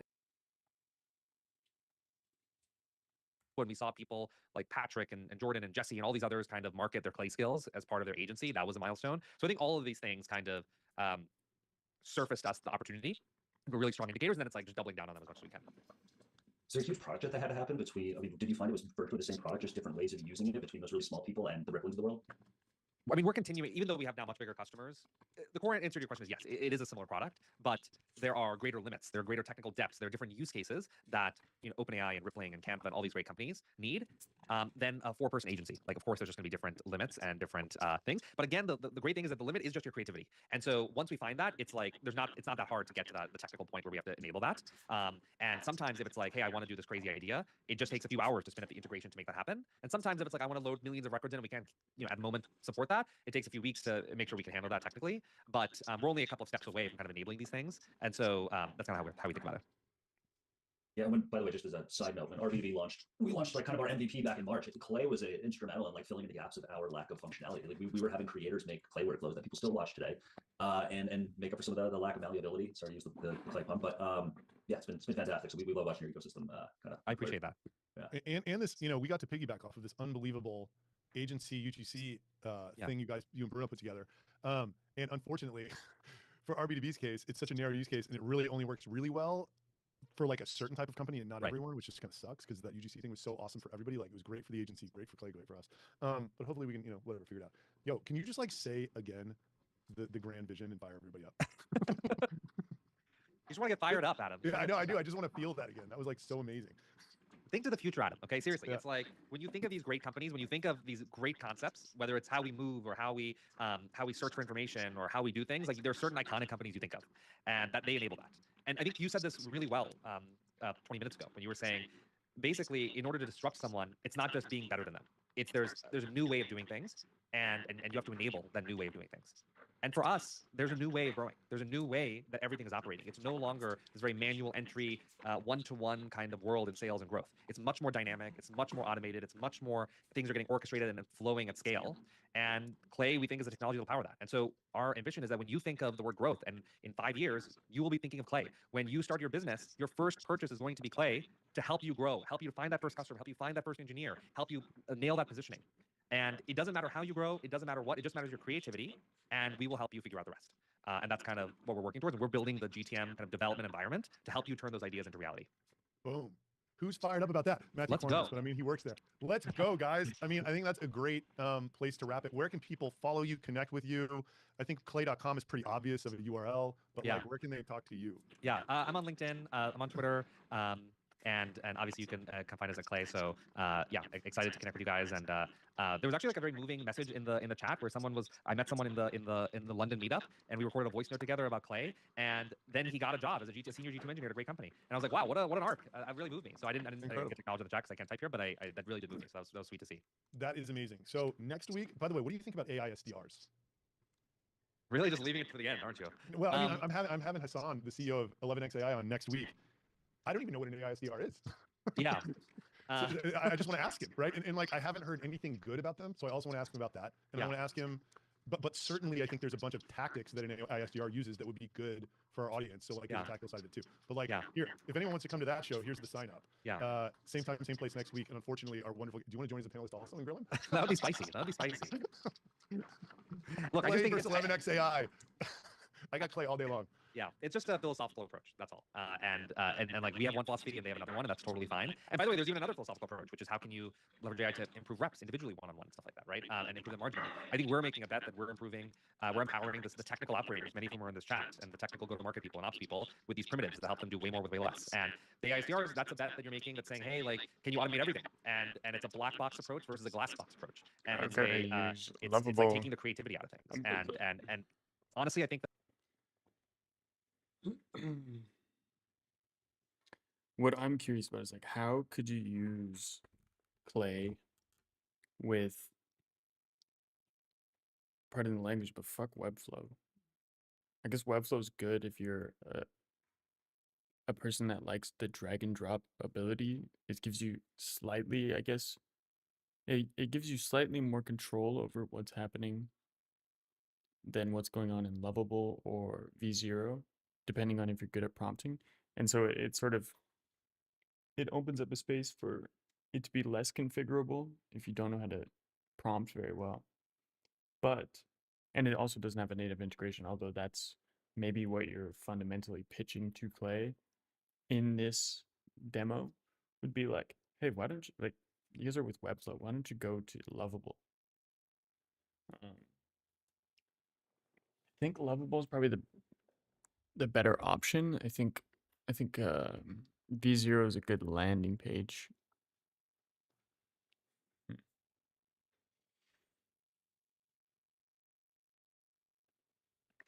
Okay, I'm gonna use Lovable or V0 as a substitute for Webflow.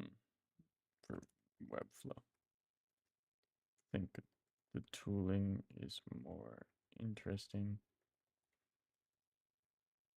I don't know what the pipeline architecture would look like. Maybe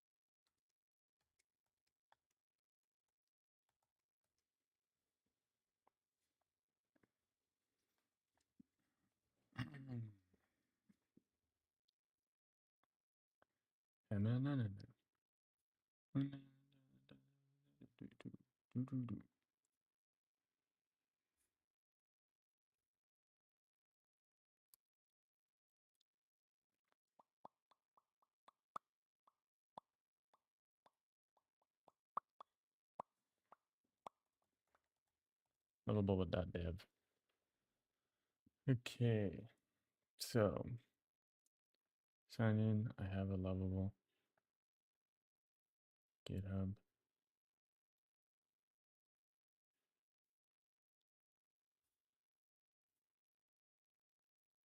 So learn integrations affiliate.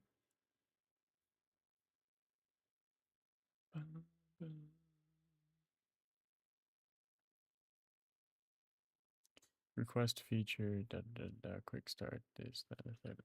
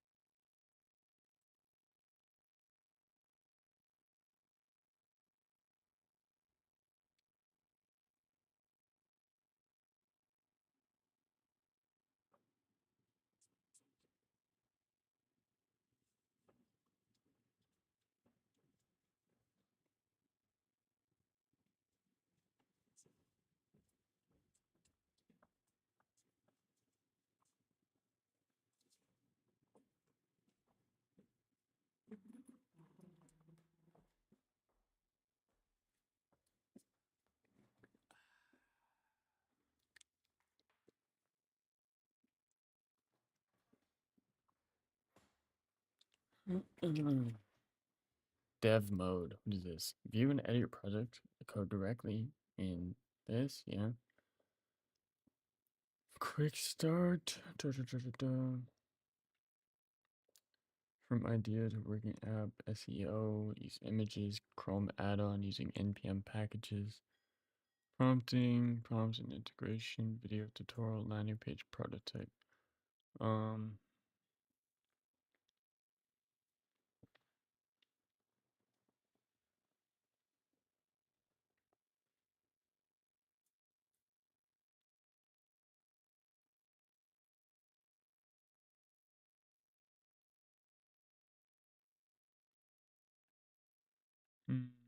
I could be wrong, but I think that AI is leveling the playing field and bringing things to more of a middle ground that everyone has access to. And when you're in a space like that, what helps you stand out? It's go-to-market, right? And so what helps you stand out in go-to-market is you need something different. You need something that reaches your customer a little bit better than your competitor is going to reach them.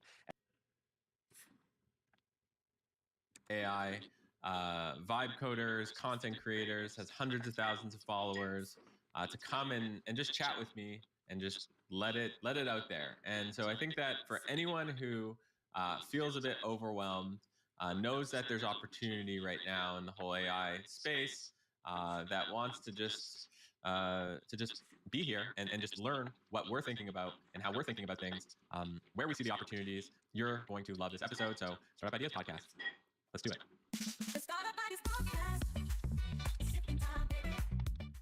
we got Riley Brown on the pod, and today we're going to talk about what's been keeping me up at night these days. So there's been a ton of AI announcements over the last few weeks, few months. Riley's my go-to guy when I need him to give me some sanity, and I want his opinion on this. And I wrote this, long thread. I think it's 40 some odd different hot takes about AI and why it's keeping me up at night, why there's a tremendous amount of opportunity right now. And Riley, we're going to go through each of these, and hopefully I can get your opinion on it, so I can get a good night's sleep tonight. Let's do it. I'm in. So the first one, and we're not going to get through all of them. Maybe we'll just go through a few today. And if people like this sort of thing, comment and let us know if we should continue, doing this sort of stuff. The first one is ChatGPT 4.0 image gen is as big as the ChatGPT launch. Probably will birth 1,000 plus $1 to $100 million a year vertical software businesses. Riley, what do you think about that? All I know is I'm very excited to use it for design in my both web apps and mobile apps. It is incredible at generating like gradients and really cool components, little characters. It can generate sprite sheets because I think a lot of people are super into games, and I was using it to create little character sprite sheets so you can actually control the character and you can like animate characters. And so there's so many use cases. So 100% agree on the first one. So why this is keeping me up at night is because basically I think that there's like a window of time that these businesses could be spun up. And I think that we just saw this week ChatGPT where OpenAI raised, how much did they raise again? At a $300 billion valuation, 40 billion, I think. 40 billion. So OpenAI is going to be everything to everyone. They're going to be that platform. I think that there's an opportunity to build, the something for a very specific niche. So I think that right now, playing with 4.0 image, totally worth it. Trying to figure out what are some interesting, weird use cases for it. It's keeping me up at night. What's one? What do you think? One, like, do you have any weird use case for GPT 4.0 that like you think not a lot of people are thinking about? So I have this guy on the pod. What's his name? Just had a big photo. That's it. And I've just been following have you been following this guy? I have not been following him. Yeah. So I've just been, there's a picture of him. Oh no, that's not him. He's retweeting a Jim Bro turned tech nerd. Not AI generated. That's necessary now. Oh, that's hilarious. So So. Oh wow. Okay. So what are you seeing on the screen for the audio listeners? So for the audio listeners, we're seeing presumably a GPT 4.0 image of a can of energy water. So it's like an energy drink with arms and legs riding a surfboard. And just if it were like pause it for a sec, like just that image is fire. And does it say what model they're using to turn it into a video? I don't see that, but I'm assuming that they're just using one of those video generators to turn a still image, a really high quality studio image. Like 3 years ago, if you got a design agency to do this, I mean, just this GIF, you're looking at thousands of dollars. But yeah, that's really cool. Yeah, so I'm pretty sure they're using Hendra or Kling to do this. So let's just talk about this as one example. Like you can create. Okay, so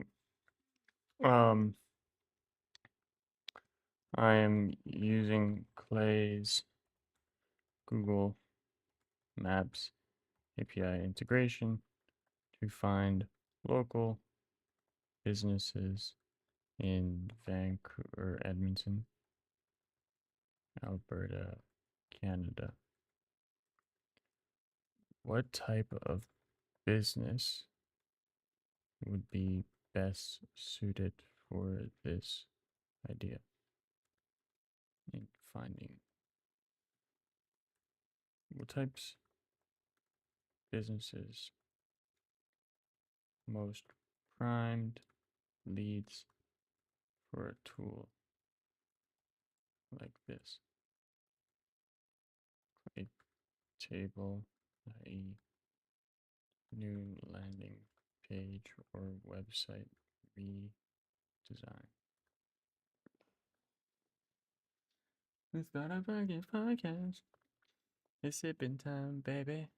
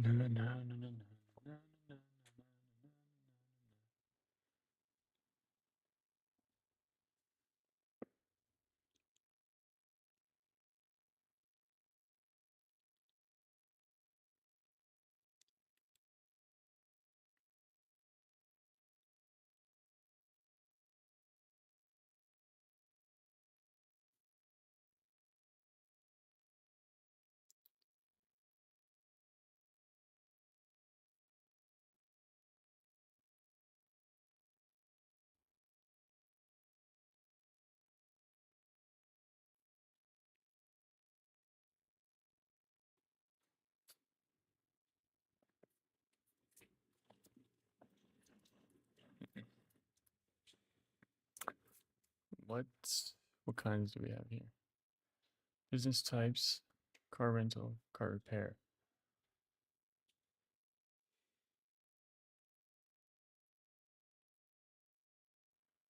Car repair seems like one that's a little bit more sticky, like you find somebody and you stick with them. UTLA library, preschool, primary school, university, amusement center, amusement park, aquarium, bouquet, banquet hall. Maybe banquet halls? Banquet halls. Event venue.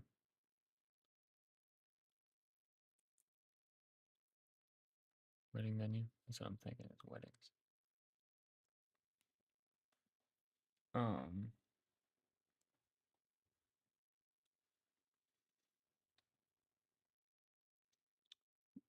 It's gotta be restaurants, right? Let's say restaurants, just any kind of restaurant. So American, barbacoa, Brazilian, breakfast, brunch, cafe, Chinese restaurant, coffee shop, restaurant, French restaurant, Greek restaurant, hamburger restaurant, Indian, Indonesia, Italian, Japanese, Korean.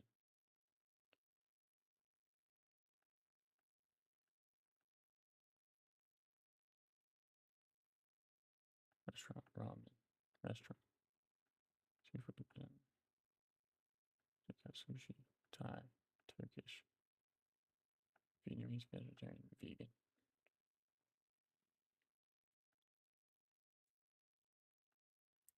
Number results. I want 20, 50 results.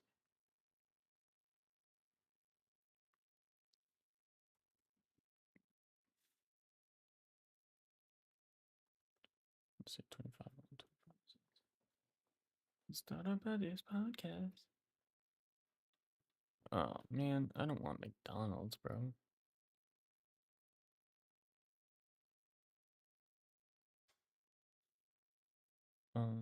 Fetch additional results. Is there any way to make it so that I don't want a big on the schedule, run this manually, fetch additional results. Businesses search completed. The number of results may be less than requested. Fetch additional. I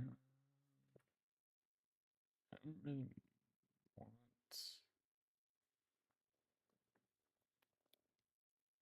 edit source. I want to edit the source. Business types.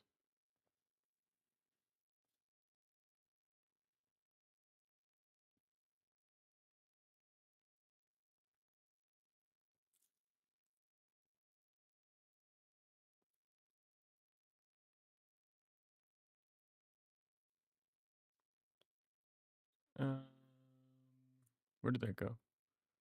Edit description, change color sources. Edit source. Business types. This is still Edmonton. I want.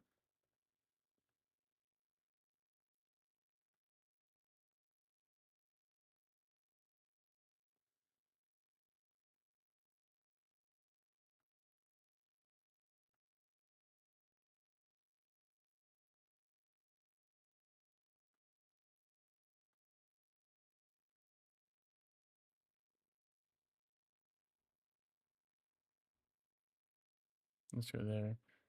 And let's not say American restaurant. And let's not say hamburger restaurant.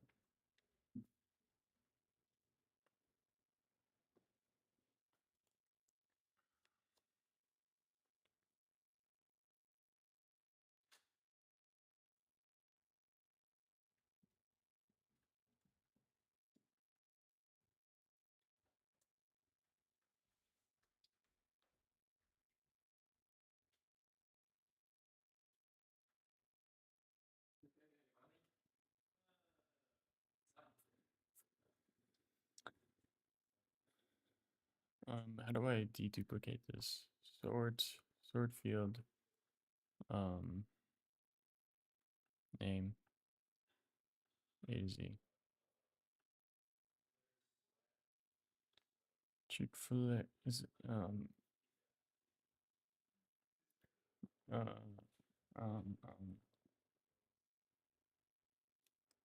chain.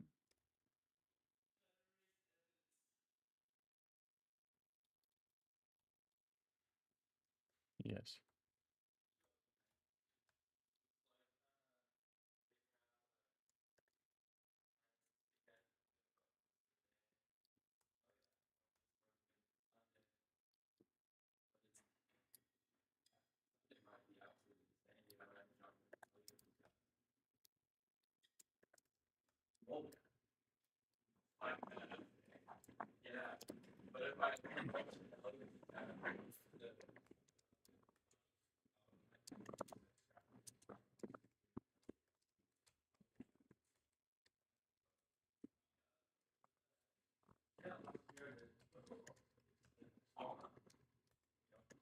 Like I kind of, you know, like you're getting up and drop you on that. So the helicopter doesn't fully end. So it's still. It's like that. That's like a creation. Yeah. You just have to like stay low. Yeah, that's trippy, dude. If I get to get in the alley with those boys, like, but that's like, yeah, if you say put it, yeah. Wonder if you can.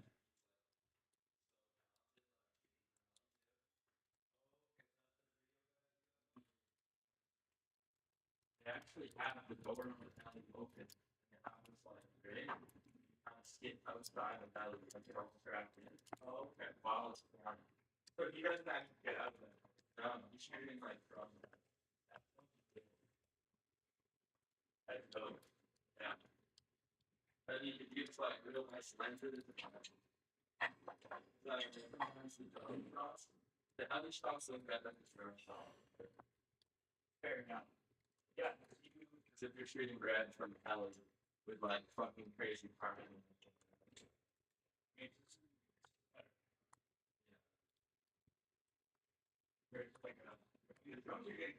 Yeah.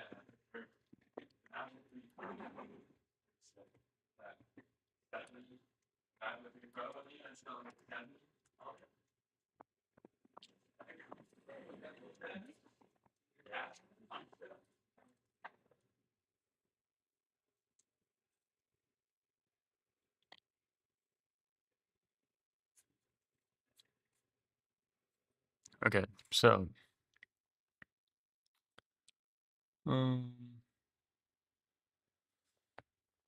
now what do we need to do? Because we did that, we're gonna go with restaurants.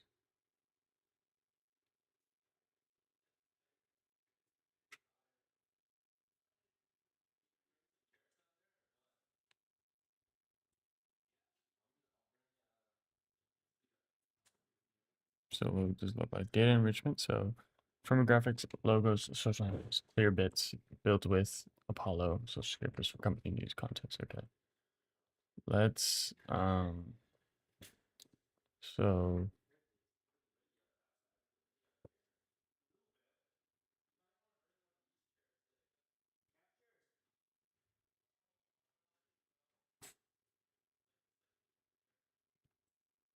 Libra.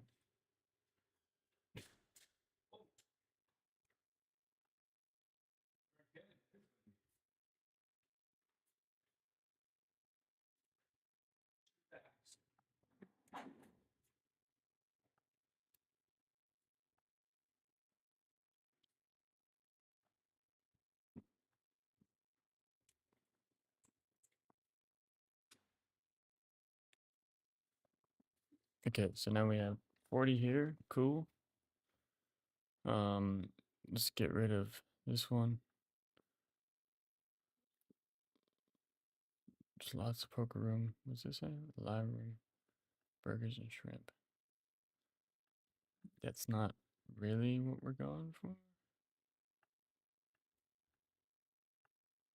Elite one, Pure Casino, Gateway, Jerusalem, Ganesh. Okay. Alright, any of these? Good job. The Query, Tiramisu, Treehouse. Okay. So I think we've managed to get rid of any duplicates. Now we want to add an enrichment, which would be orderless map a job title to persona. Count occurrences of items. Summarize. What is this?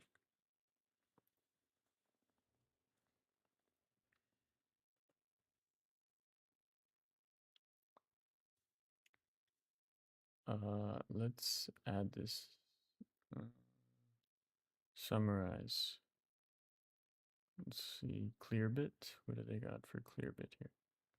Built with Find tech stack for all of these.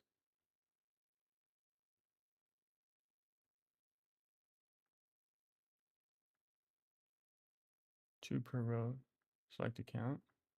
They manage company domain. It's going to be what website? Website. Only return exact technology names. Use description and keyword or category match. Auto updates. Only run all of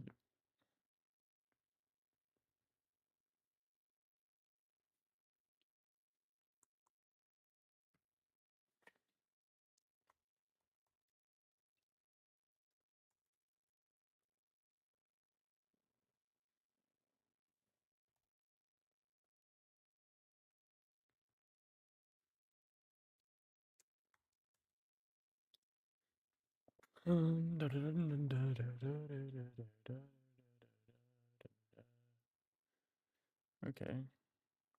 Do any of these like look like any?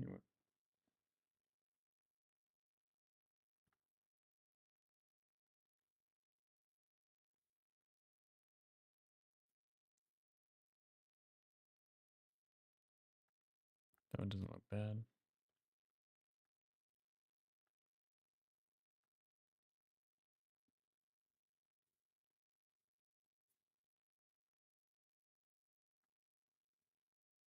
Okay.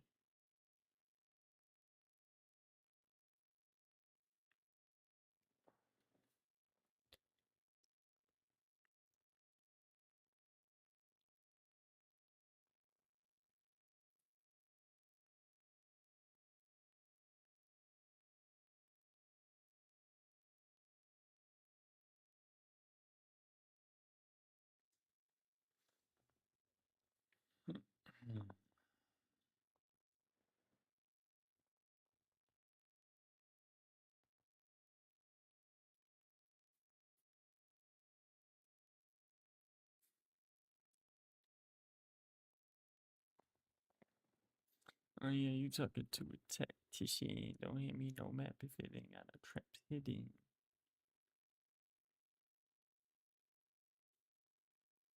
Jerusalem. Hello.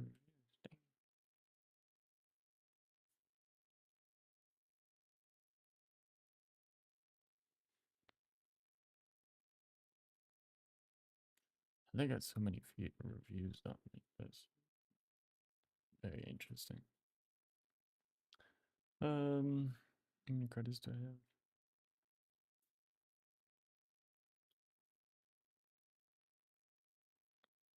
Okay, find what their current tech stack is. Technologies found matches first item, name, PT policy, platform privacy protection, number of technology.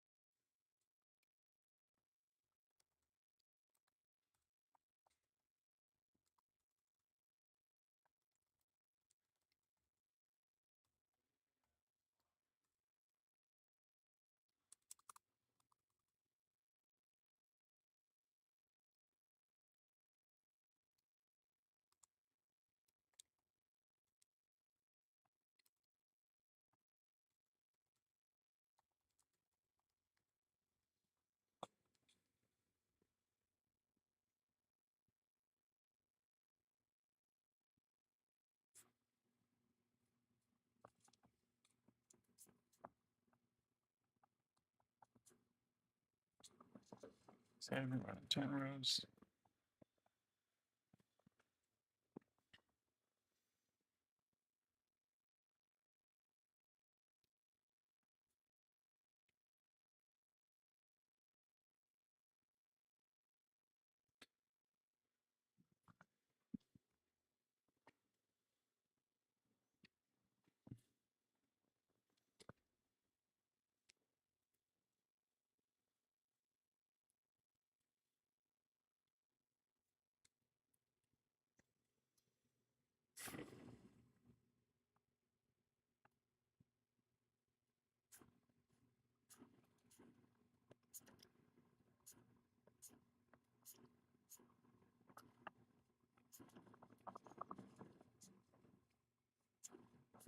Okay.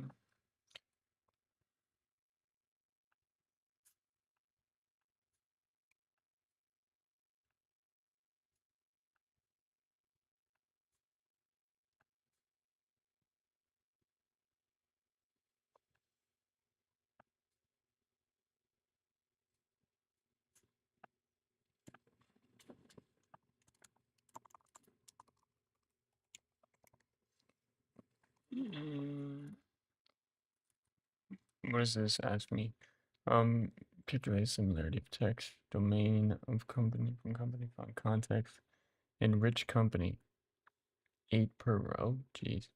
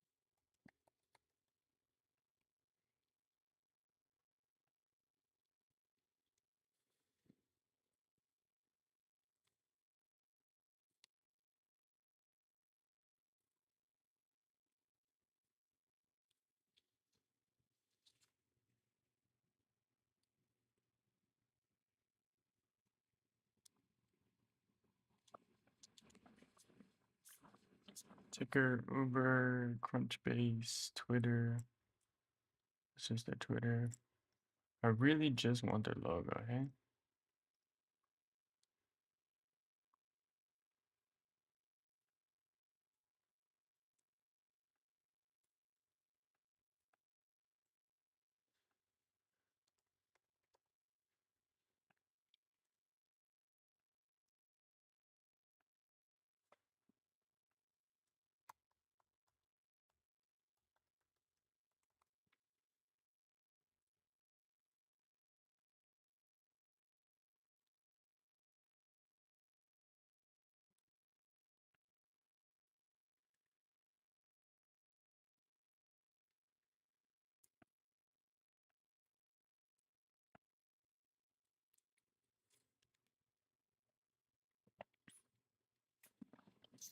I need some big tools. I need some echoes. I need some shadows.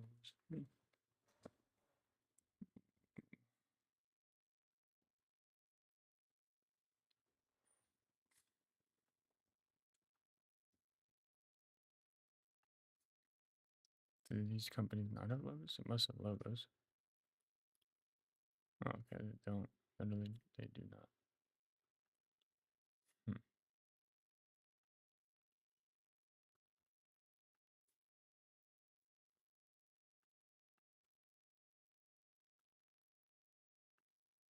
They do have a logo.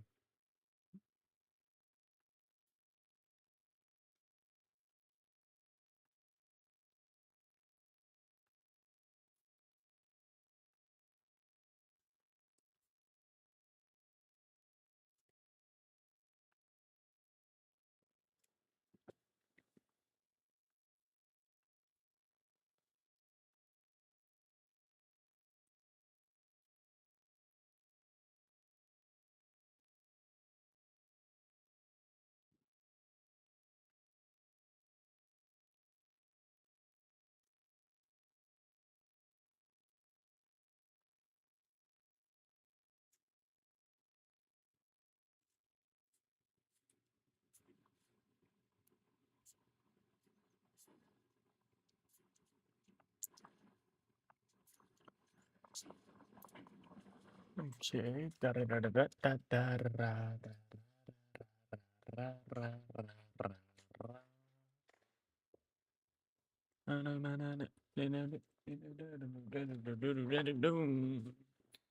Hey, bum, bum, bum, bum.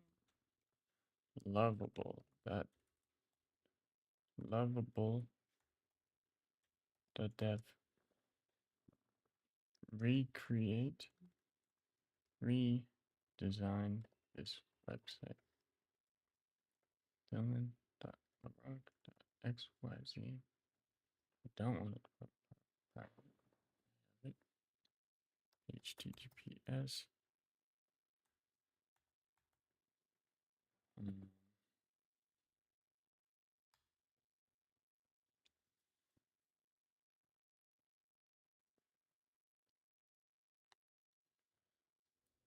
I want to know if it can actually just, if I can give it a URL and say, hey, redesign this website. I'm inspired by Dylan's professional before the work is, okay, perfect. So it does do that. Mm.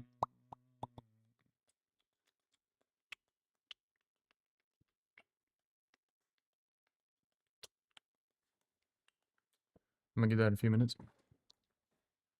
You could call me Chancellor, but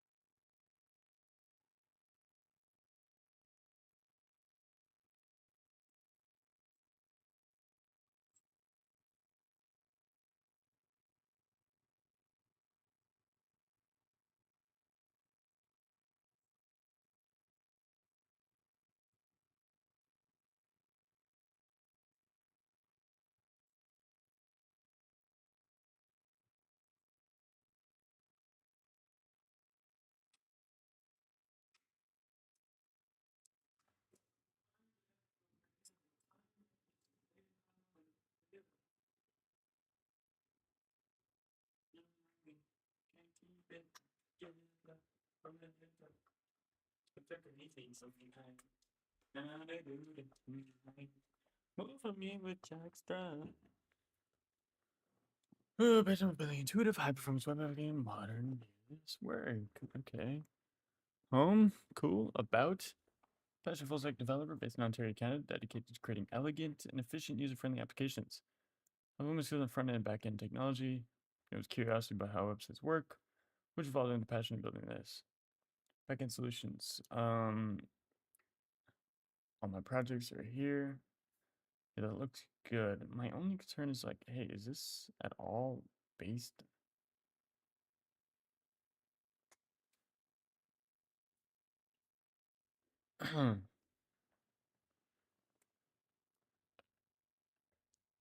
Are you able to view the website? Original website? Be able to view the original website?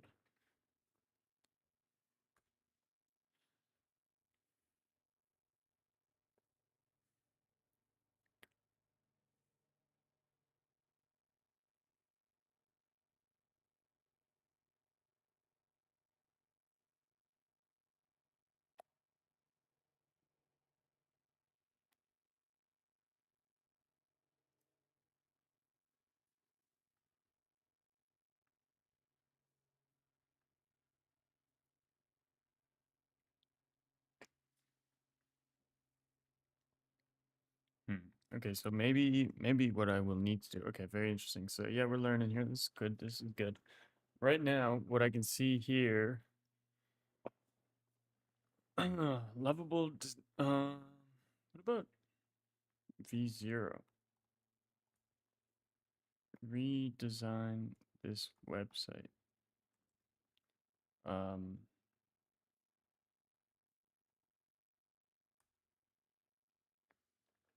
Is this one able to check it? Screenshot of this.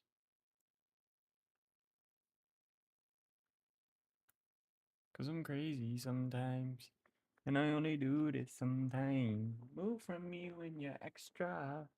Move from me with the pasa. I'm building up the house where they raise me. I don't switch on me. I got big plans. You need to fall into the highland and get to go no spray tan. I need you to stop running back to your ex. He's always mad. I wanna know how come we get a best man. Hey fan. I'm blamed for real. I might just say how I feel.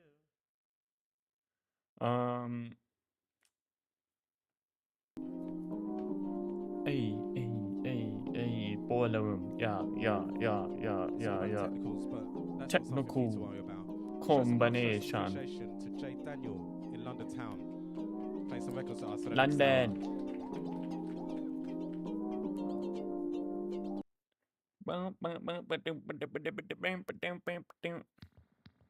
This guy just makes the coolest music, man.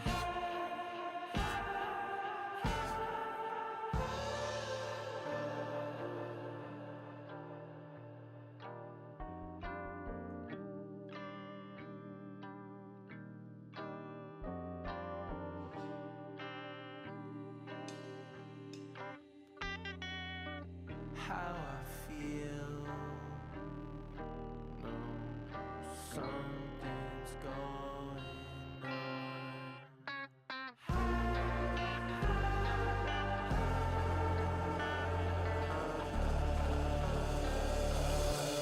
Touch my pedigree, be a double dutch, I'm a fetch, read me please. Loyalty gets the best of me, shot collar rings, I'll do anything.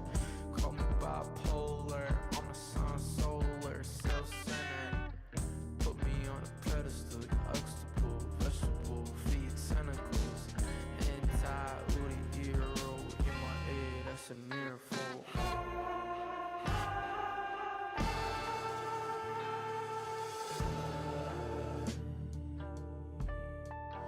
Inside the rhyme, baby, be my bride.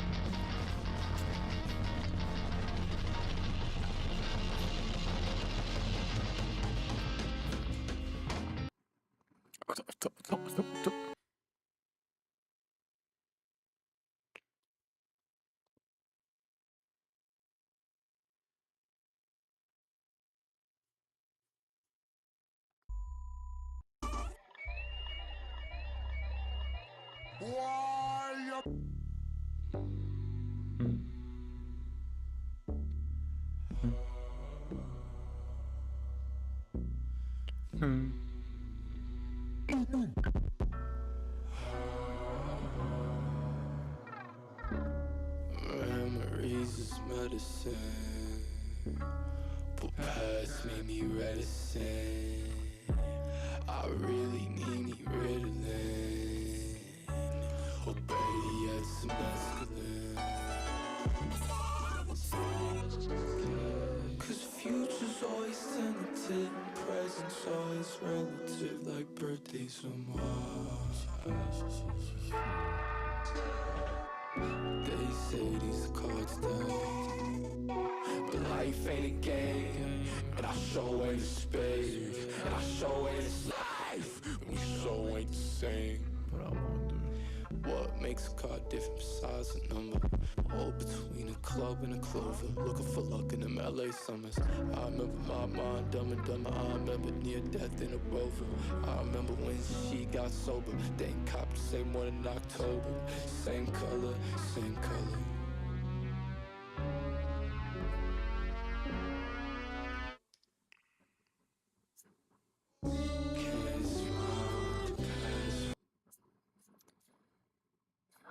Dun, dun, dun, dun, dun, dun, dun, dun, dun.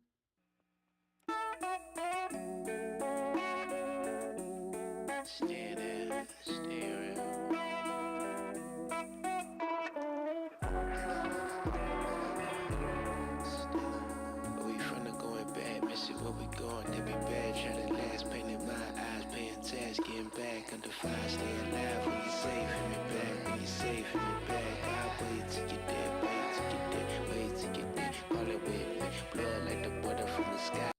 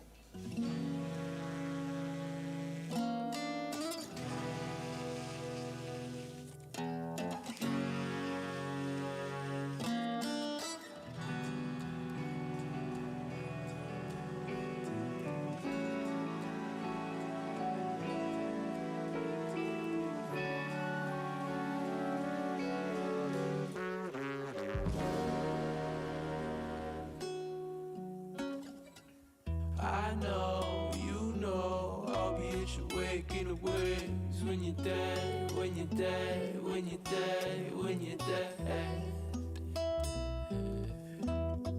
Fall slow, slow.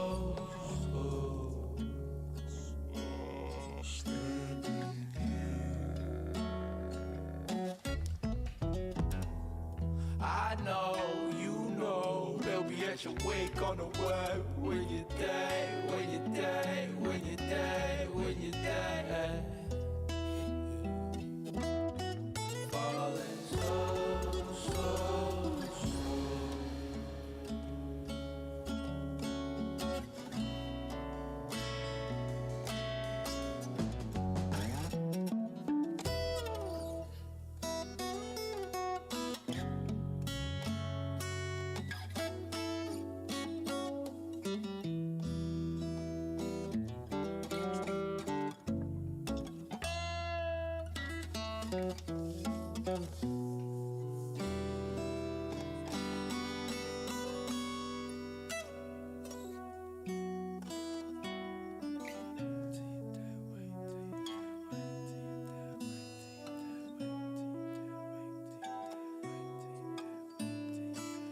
Throw you in the water, turn your life to a martyr. Staring at red and blue lights, blood purple skies. In the waves, learn to swim, learn to sing. Falling, scream out, reach out to be held, to be heard. When cries turn to rain.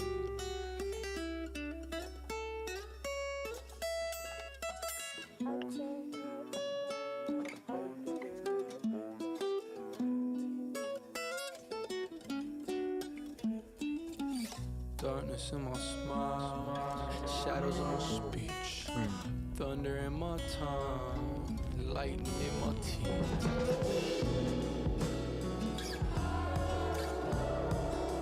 Find a way to get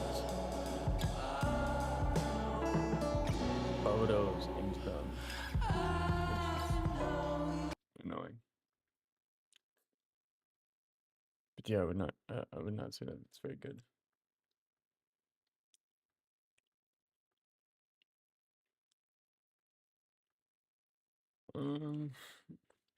Yeah. One of my friends coming by because he's moving in, so he's gotta get some stuff locked up in the house. So I'm gonna end the stream there. Thank you for tuning in. If you tuned in.